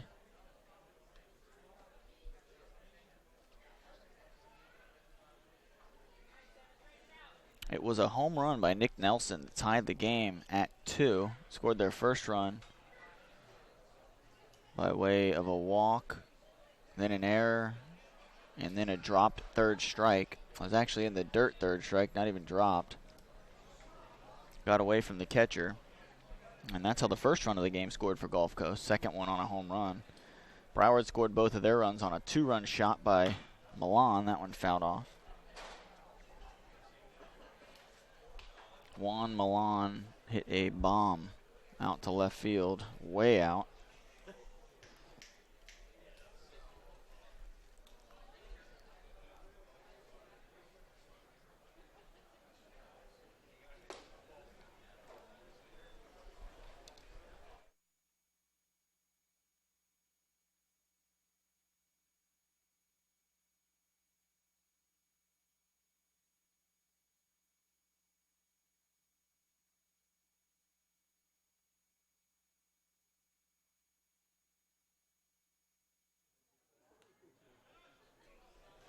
Two-two count.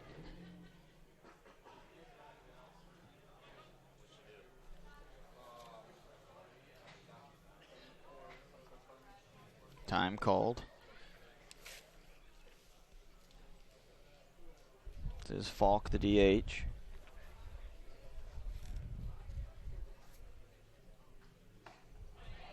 Falk strikes out. 11th strikeout now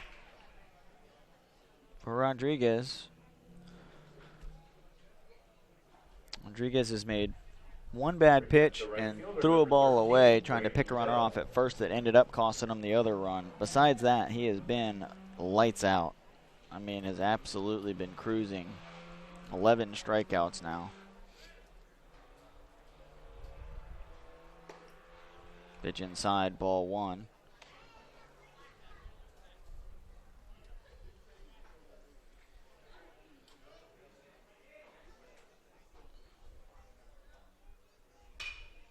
Ball hit out to center. Should be playable for the center fielder.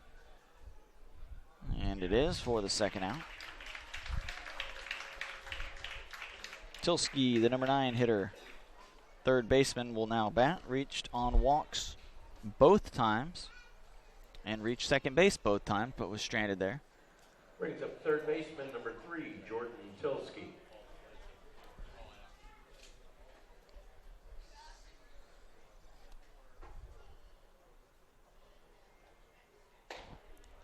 Pitch up high, ball 1.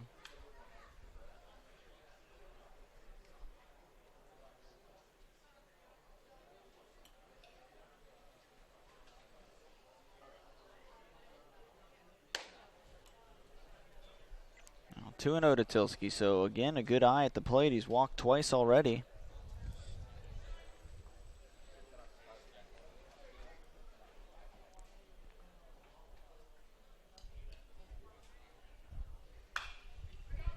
Popped up, catcher throws his mask right to where he was running. I think he meant to throw that one a little bit further than he did.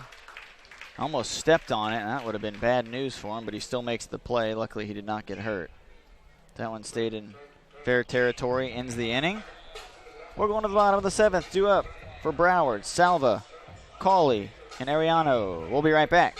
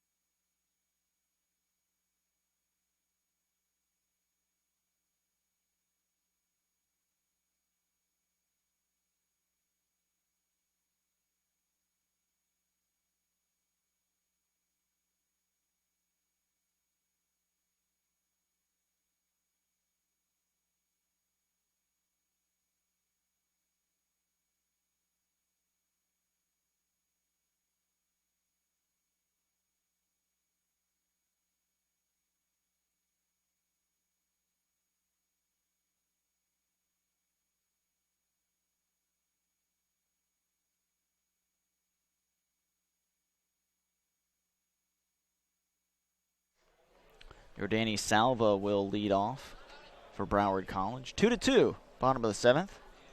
Here at Henley Field in Lakeland for the 2016 NJCAA Region 8 tournament. St. John's River State College walking in. They'll play the next game. One hit out to left center, going to be a tough play. Center fielder makes it, covers a lot of ground, catches it over there in the gap.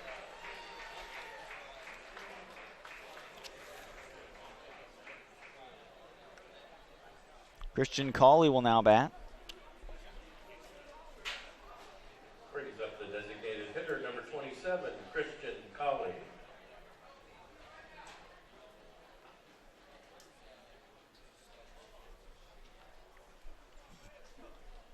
Lefty steps in. Cawley today 0 for 1 with a walk. Swing and a miss on a changeup.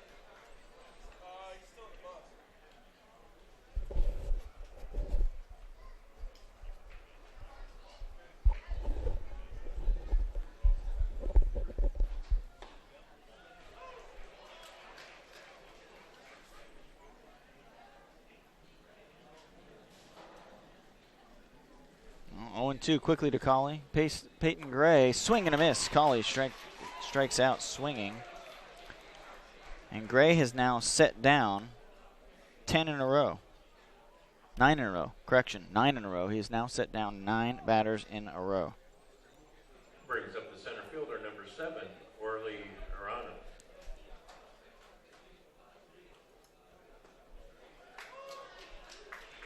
Ten of his last 11. Arano will now bat. He is 0 for 2. Tap to third. Third baseman comes in and gets it on a nice short hop. Makes the throw across. Nicely done by Tilsky over there at third base. A quick inning. It was less than 10 pitches for Peyton Gray. We're going to the 8th. We're knotted up at 2. First game is a good one right here from Henley Field. We'll be back.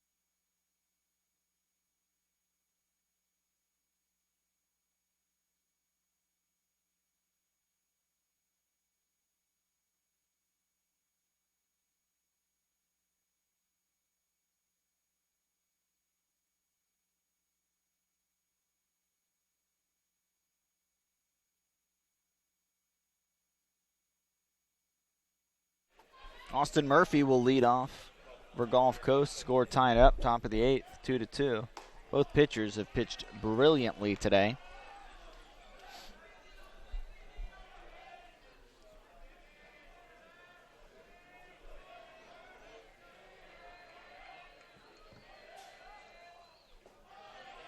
A pitch down in the dirt, now 2-0. The Gulf Coast dugout starting to chirp it up over there a little bit. I don't know, it's getting late. One run could be the difference in this game, getting a base runner on. Murphy's 0 for 2 with a walk.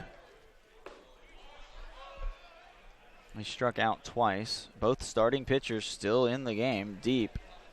That's a really encouraging sign, especially for the team that wins, even for the team that loses, because it's not out. It's a double elimination tournament. But it's very encouraging because it is potentially a tournament where you have to play for 7 days straight. There's nobody that does that except major leaguers. That one hit well out to center field. Center fielder back on it, over his head, off the fence. That's going to probably be a no. He was waving him to third. He holds up at second. I think he could have gotten into third if he was on his horse the whole way. He slowed down, and honestly, in his mind, there's nobody out. You take the risk of some Yoenis Cespedes type throw from center field that throws him out at third. I still think he had a very, very good chance if he was running hard of getting into third fairly easily. Now Wesley Roberson will bat, and we'll see if maybe Roberson squares around. Broward sure thinks that he might.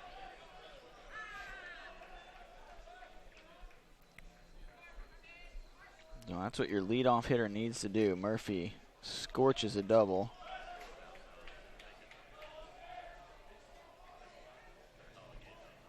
I don't see any activity in the bullpen yet. Roberson looks like he may swing away. Try to hit something to the right side. Wind has now shifted and is blowing towards left. Broward does have some activity.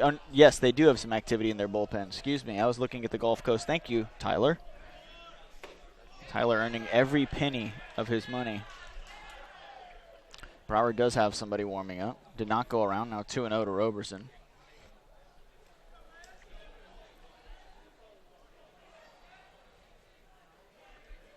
Rodriguez had set down 5 in a row before that double by Murphy. Now Wes Roberson. He takes low, ball 3.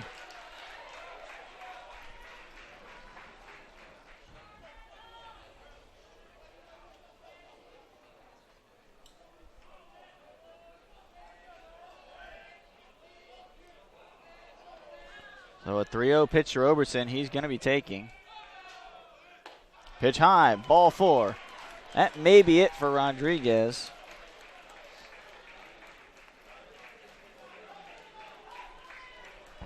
We'll see if they're going to give him a second to warm up and then the coach maybe come out and the whole song and dance. The left fielder, number 2, Bowen McGuffin. They're sending a player down there to check on the pitcher.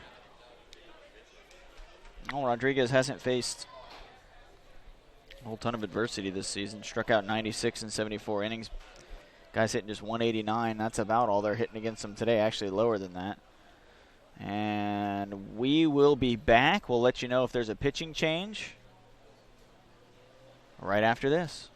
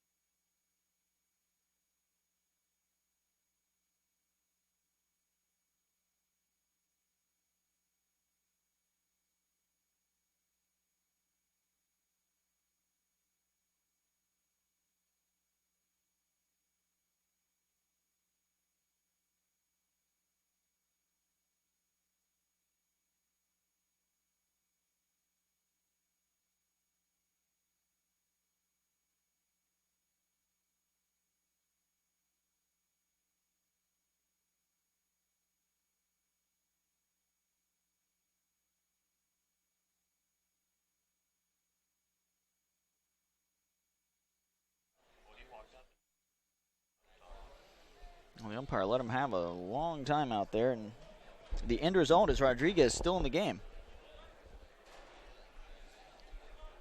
I don't know if they had a lefty warming up and Rodriguez talked his way into staying into the game, or the coach just, this is my number 1, I'm going to have him get me out of this jam.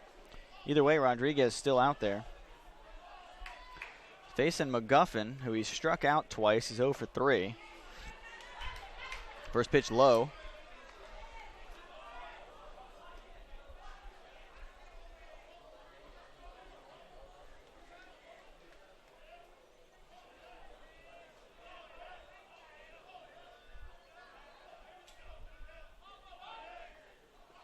That pitch down in the dirt, now 2-0.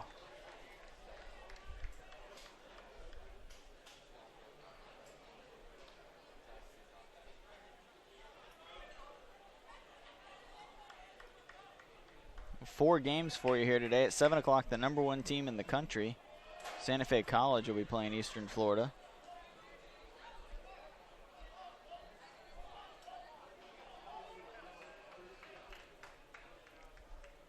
Time called. We are about 2 hours and 4 minutes into this game. The pace picked up significantly after about the 3rd inning.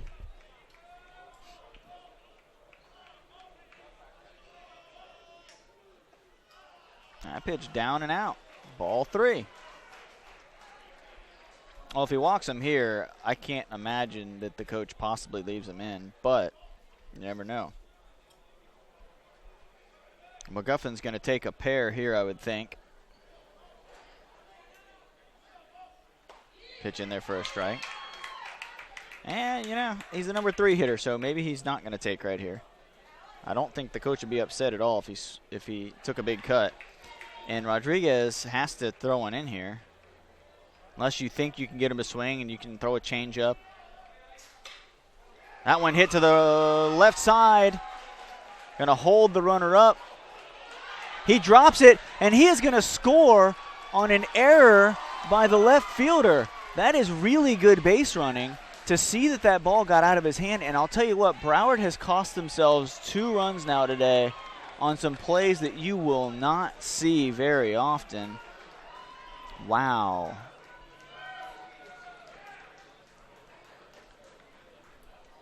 That is one of the more bizarre errors.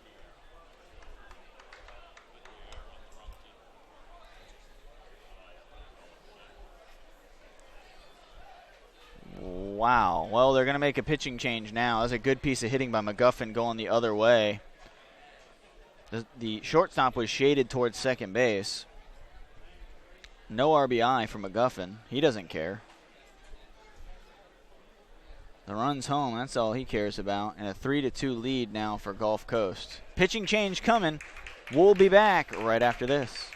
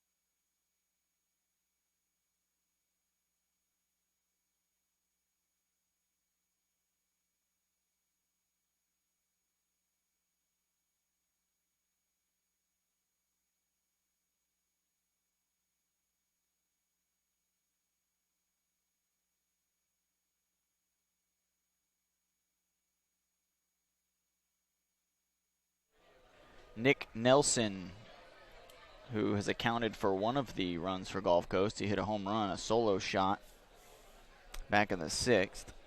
Will now bat with a couple runners on and a lead.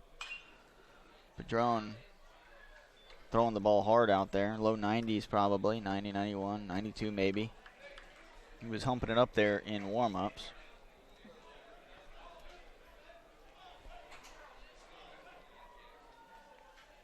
Oh, 1 to Nelson. Nobody out here in the 8th inning for the Commodores.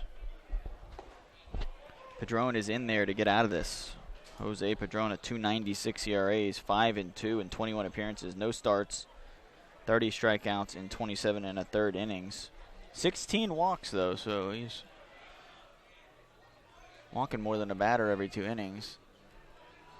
1-2. Coming up at 1, give or take, 1 o'clock. Northwest Florida against St. Johns River. Northwest, the defending national champions, defending state and national champions, against St. Johns River. Northwest Florida had to scratch and claw their way into this thing, though. They were the 3rd seed in the conference, Panhandle Conference. That's a ground ball, should be 2. Over to second, over to first, and a double play for Broward. Runner advances to third, but a nice double play. And Padron induces the ground ball. That's why he was out there. Either a strikeout or a ground ball. Make something happen for us, and that's what Jose Padron just did.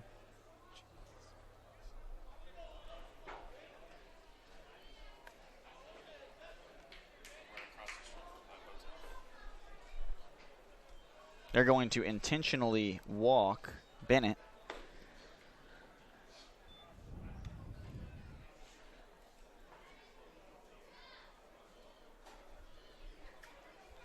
So they can pitch to Wisely, who's right-handed. And we'll see. And Wisely's the second baseman. I don't know. You have the lead, and if you are confident in Wisely's defense, you're not going to pinch hit for him. You got a guy at third. You'd love to get home.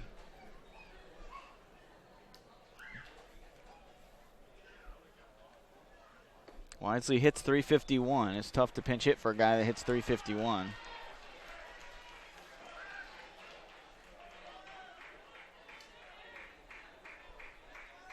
And so Wisely will get a shot. 21, second baseman, Alec Wisely.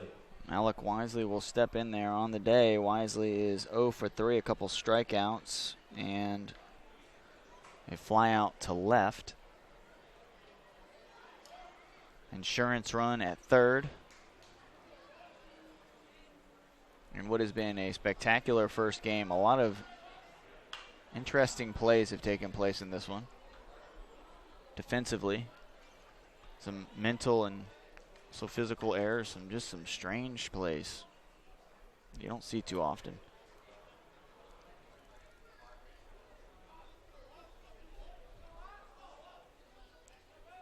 St. John's River and Northwest Florida both here sitting on opposite ends of the bleachers. They're ready to play. Be about a half hour between games, and this next game will be on YouTube as well. That one down to the dirt, 1-1.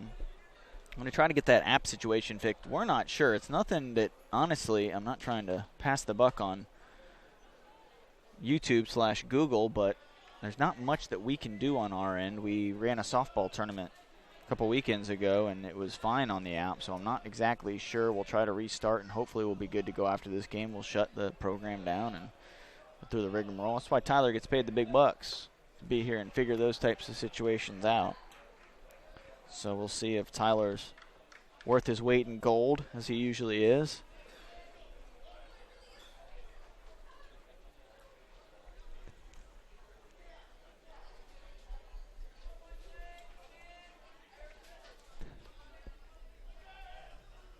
That pitch fouled back. Defensive swing on 2-1. I think he went after it and then realized, it's a good pitch by Padron. Well, we hope you've been able to find the game on your PC or your computer or somewhere besides the app, which for some reason is not working. Fouled off again. The runner was going. That was Bennett. He took off for second. I like that play by Coach Candler. Put him in motion. Maybe he scores on a single.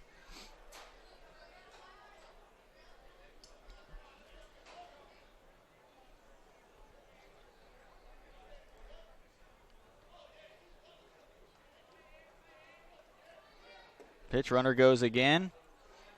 They'll fire down. The ball gets away, and he will have to go back. It does not get far enough away. It got away maybe 20 feet. The third baseman pounced on it, though, and a good decision by Roberson. Runner does steal. They were trying to, I think, try to set themselves up to score that run.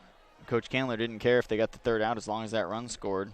That is a huge, huge run right now at third, and probably even a bigger run out at second. A 3-run lead at this point in a game that has been played like this with just 7 hits combined between the two teams. 3 for Gulf Coast, 4 for Broward.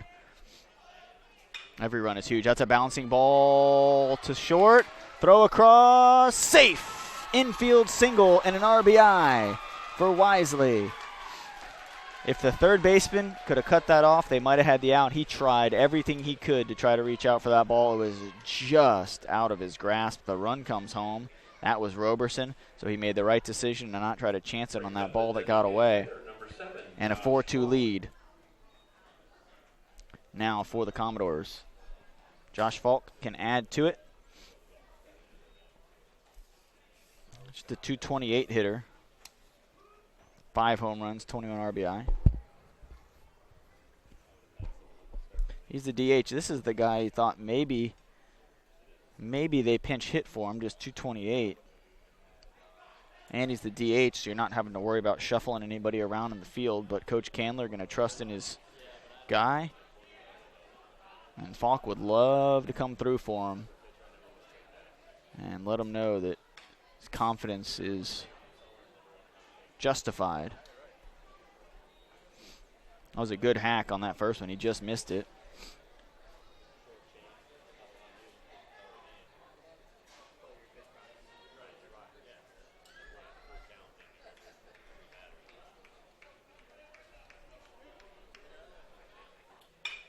That one hit to second base. Oh, it takes a wicked hop.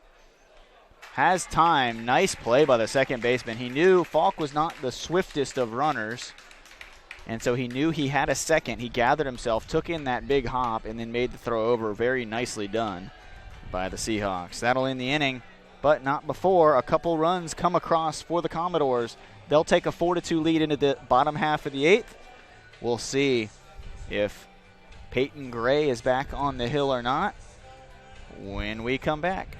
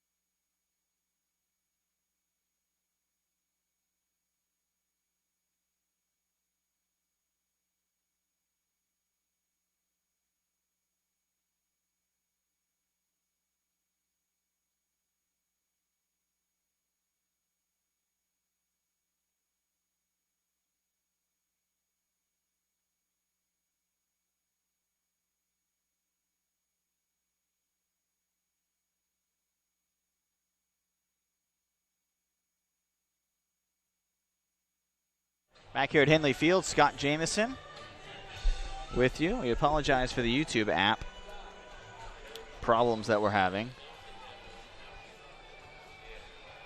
Again, we are trying to work through that with YouTube and with production truck to try to get that squared away. You can still watch the game. You just have to have a computer, or you have to go through Safari or some sort of a web browser on your phone. You just can't watch it in the app. So it is definitely viewable. So if you know somebody having trouble and they're screaming and yelling at, cursing my name or Tyler's name, that's okay. I don't blame them, first of all. Second of all, tell them to pop it open on Safari or in a web browser or something. They'll be able to watch it. Coming up next, about a half hour after this one is over, and this has been a good one. It's going to be tough to match this one. That's a low strike. Whoa. To Cabrera, the leadoff hitter, now 1-2.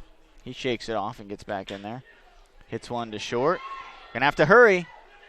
That is a strong arm from Roberson. He had trouble in the first inning, committed 2 errors, had another couple mental mistakes where he didn't cut a ball off and didn't double clutched and threw one and gave up an infield single, but he has really stepped up here late in the game. Didn't let it affect him, cleared his head, and made a play like that. I mean, he had to grab that thing and throw it, and he showed off his arm. What a play by the shortstop. Ball fouled off. Roberson, a sophomore, 5'8", 155 out of Memphis, Tennessee. That one caught in foul territory for the out. Well, that one tricked me. I thought it was back off the – I was looking down at my stats. Aaron was on top of it, though.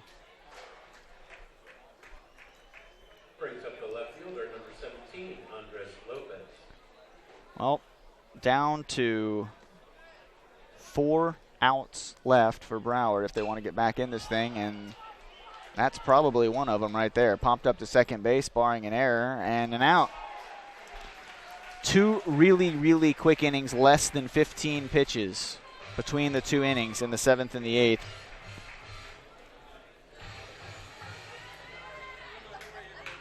"13 in a row set down by Gray. 13 in a row by Gray. He has really stepped his game up. We'll be back with the 9th inning right after this.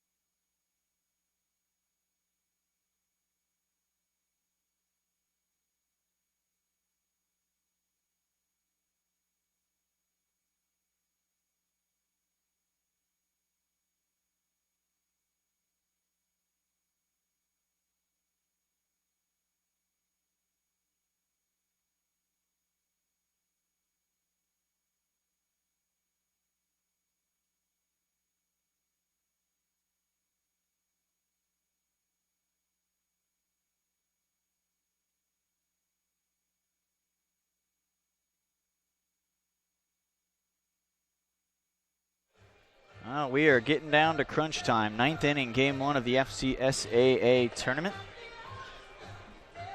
Of course, it is the first game, so we've been working through a couple glitches here. Tyler's done a great job. Aaron's done a great job really trying to move us through this. Tyler went out and changed some cable in about 4 minutes, and if you could see how far he had to run to do that as quickly as he did, you'd be impressed. But you're sitting at home on your couch, so you're probably not as impressed as maybe you would be if you were here, but I digress.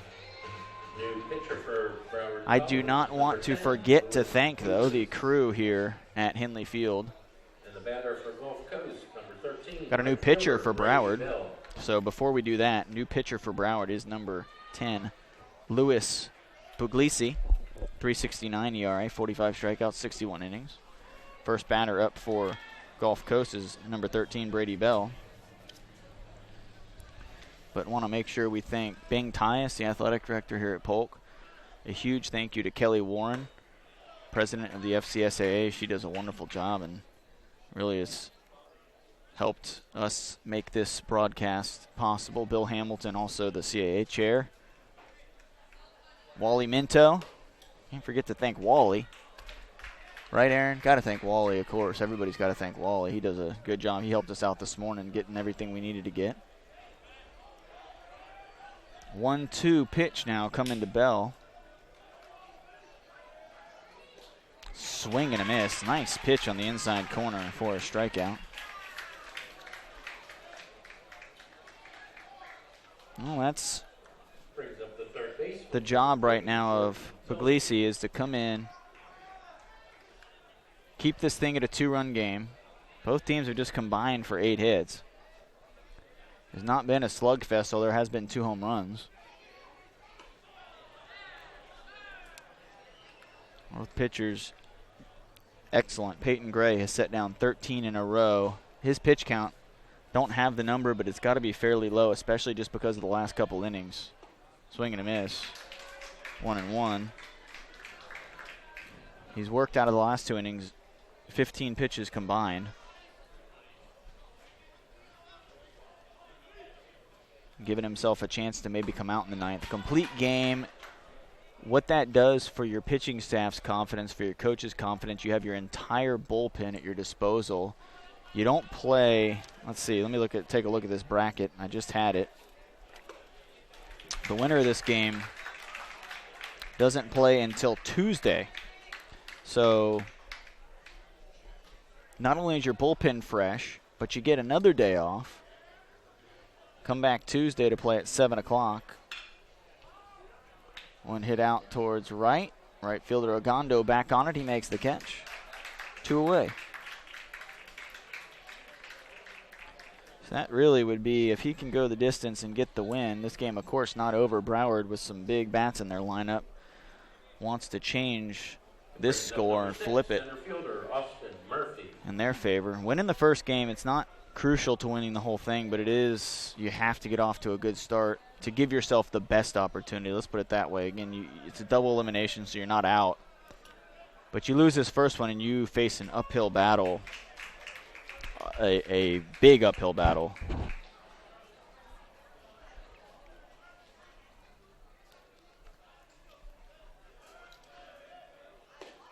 And then you're having to play every day for 6 or 7 days. That pitch low and away, ball 1.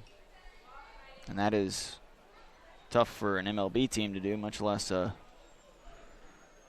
college team with guys who are not used to throwing, bullpen guys who aren't used to necessarily throwing 3 days in a row, maybe 4 days in a row if you've got a specialist who comes in to get a batter here and there, and arms start to tighten up. The weather, it's supposed to rain, which of course it's Florida, so that's not news to anybody, but in a couple, I think Tuesday, Tyler, was that right?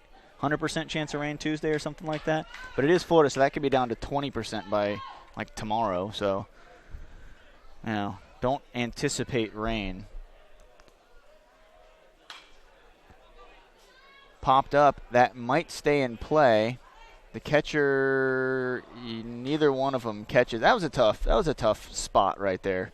It's kind of in between the catcher and the first baseman. The catcher at the last second thought the first baseman was going to come over and get that one, but Kroos thought the catcher was going to get it. And so neither one of them comes up with it. 3-2 pitch coming again, 2 outs, top of the 9th. Gulf Coast leads 4-2. They scored 2 in the 8th to take the lead. They trailed 2-1 after a Milan home run. That one hit right back up the middle, base knock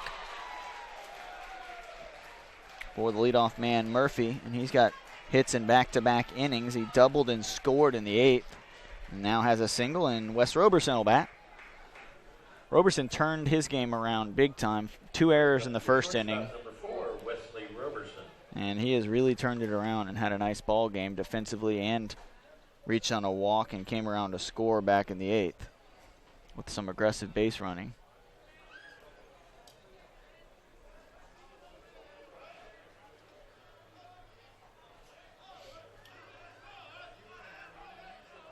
Breaking ball strike. Went back to kind of blowing out to center field, left center-ish.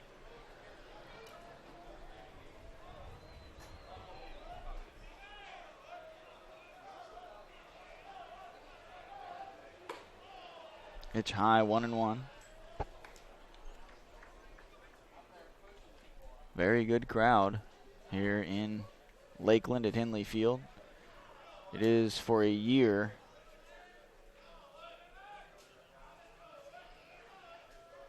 The tournament is at Henley Field.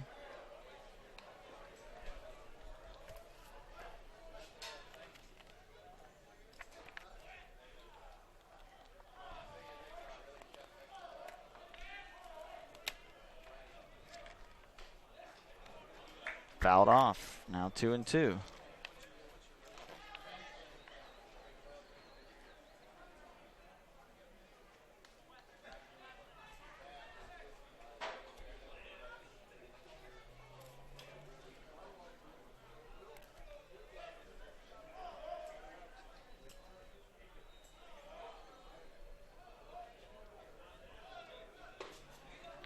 Throw down to second, a good one. No, the ball gets away. Stolen base. That was a good throw. The second baseman just was not there yet. Well, 3-2.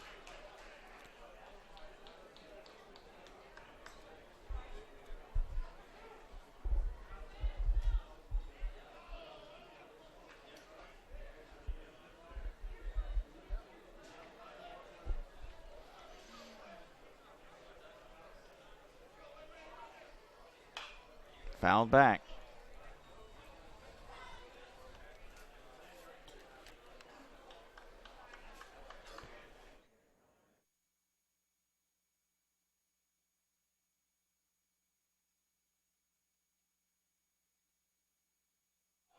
3-2 pitch coming up. Roberson's fouled off a couple. Stay alive.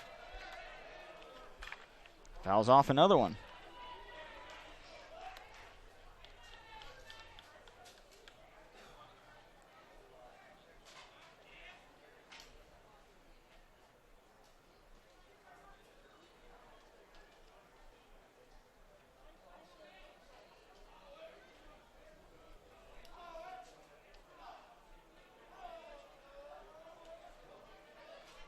Payoff pitch. Down, ball 4. Great at bat by Roberson to draw the walk. Second inning in a row, he's drawn a walk.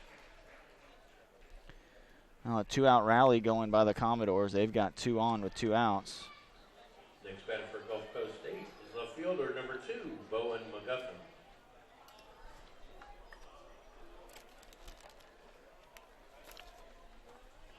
Bowen McGuffin will now bat.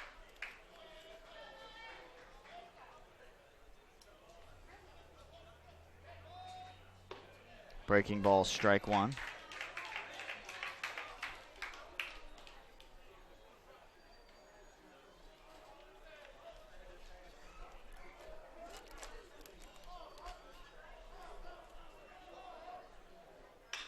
That one lined out into left field.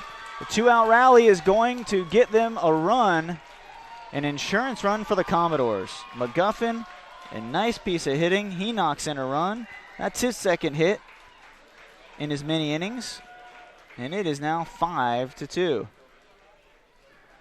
So the Broward College bullpen not able to hold the Commodores in check. Brings up your first baseman, number 16, Nick Nelson.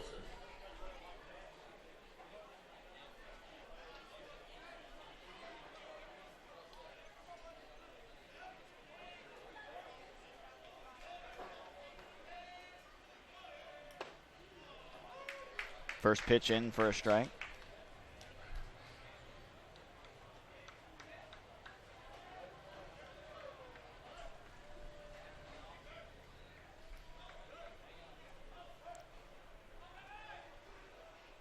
That one hit out to center off the end of the bat, though, so it's not going to get far. Center fielder underneath it for the out. That's the 3rd out of the inning. And Broward College, they've got to do it. And they've got to do it now if they're going to come back. They trail 5-2. We're going to the bottom of the 9th. Broward College's last at bat. Some Metallica comes on. I like that. We're headed to the 9th inning. Maybe that'll motivate Broward.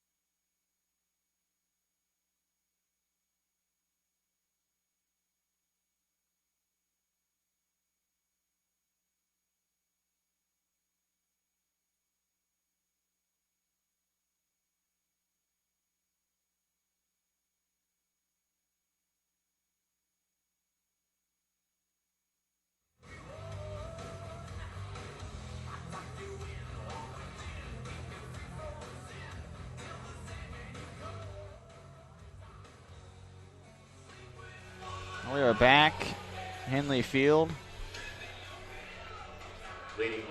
And Broward College is down to their last at bat. And Braden Ogondo, the right fielder, will bat. And he takes a strike from Peyton Gray, who is trying to go the distance. He has made very quick work of the Seahawks the last couple innings. He's set down 13 in a row.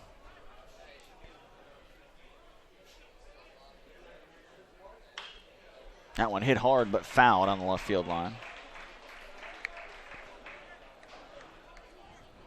Again, Gray has set down 13 in a row, really kept his team in it after a home run by Juan Milan back in the third. Outside, 2-2. Good eye by Ogondo.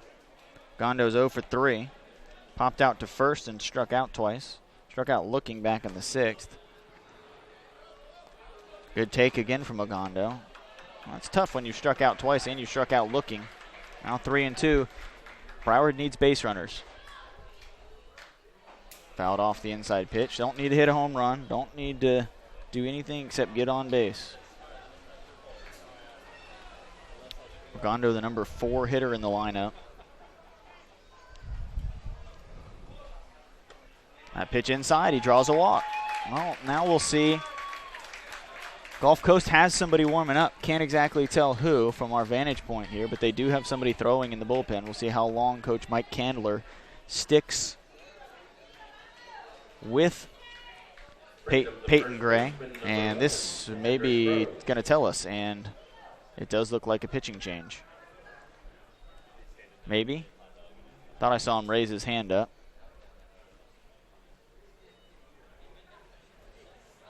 Well, we'll let you know when we get back. We'll be right back with more from the FCSAA baseball tournament.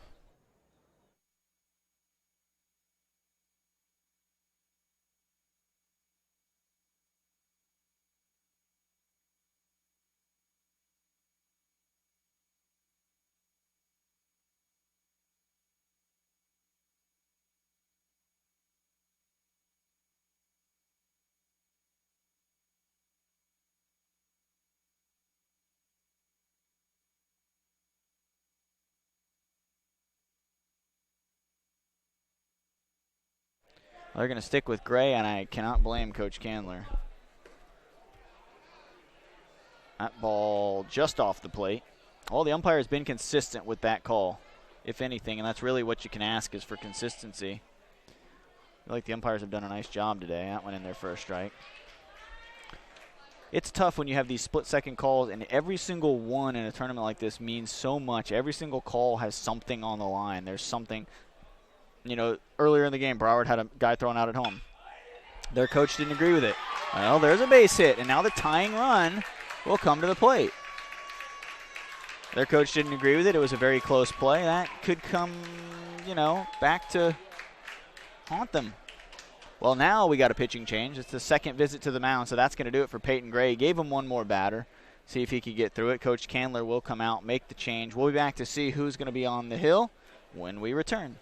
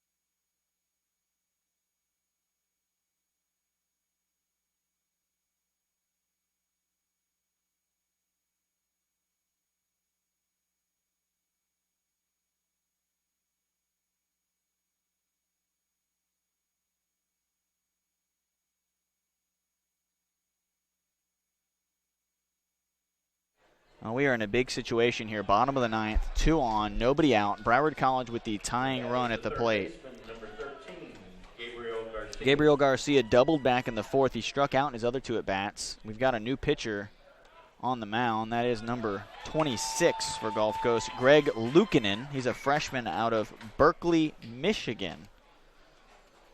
And the stats on him: he's got the best ERA on the team at 3.38. That's a base knock. Bases are going to be loaded. Nobody out. Broward College said, we are not done. And I guess with the way this has gone, we should not have expected this to be a quick inning. Broward College threatening now. Luukkonen, again, a 3.38 ERA. 3-1. He's made 15 appearances, no starts. 21 strikeouts in 26 and 2/3 innings, 22 hits allowed, 10 earned runs, given up 4 home runs.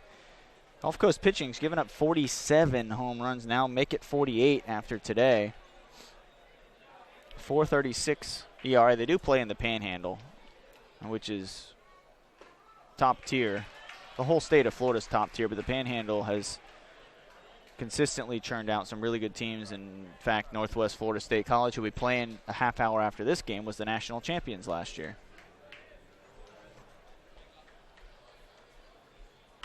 That one laced. What a catch by the third baseman. Holy cow.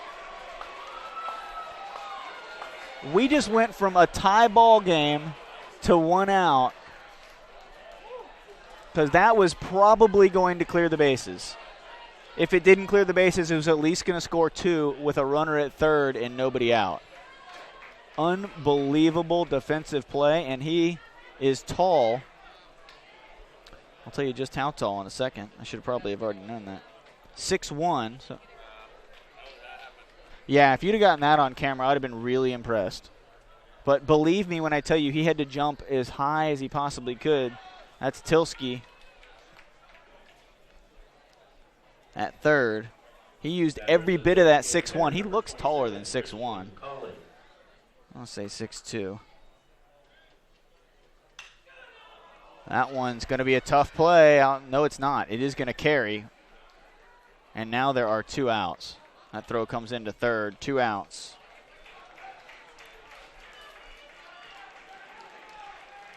So what looked like a tie ball game has turned into now bases loaded with 2 outs.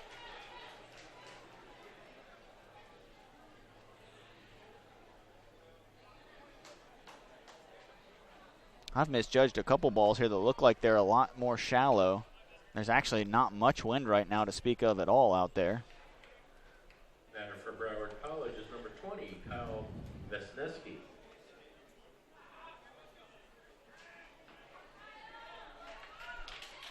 And now we've got a pinch hitter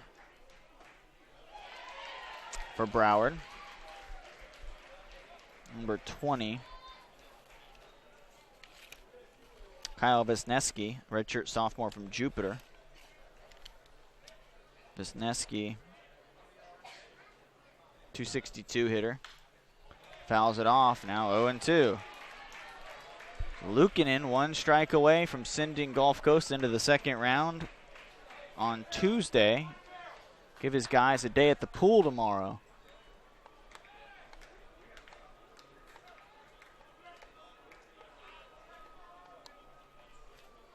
A home run would end the game for Broward. Something in the gap would tie it up. And laced out into left field. We've got a ball game. 0-2 pitch. 0-2 in the zone. Luukkonen wants that pitch back.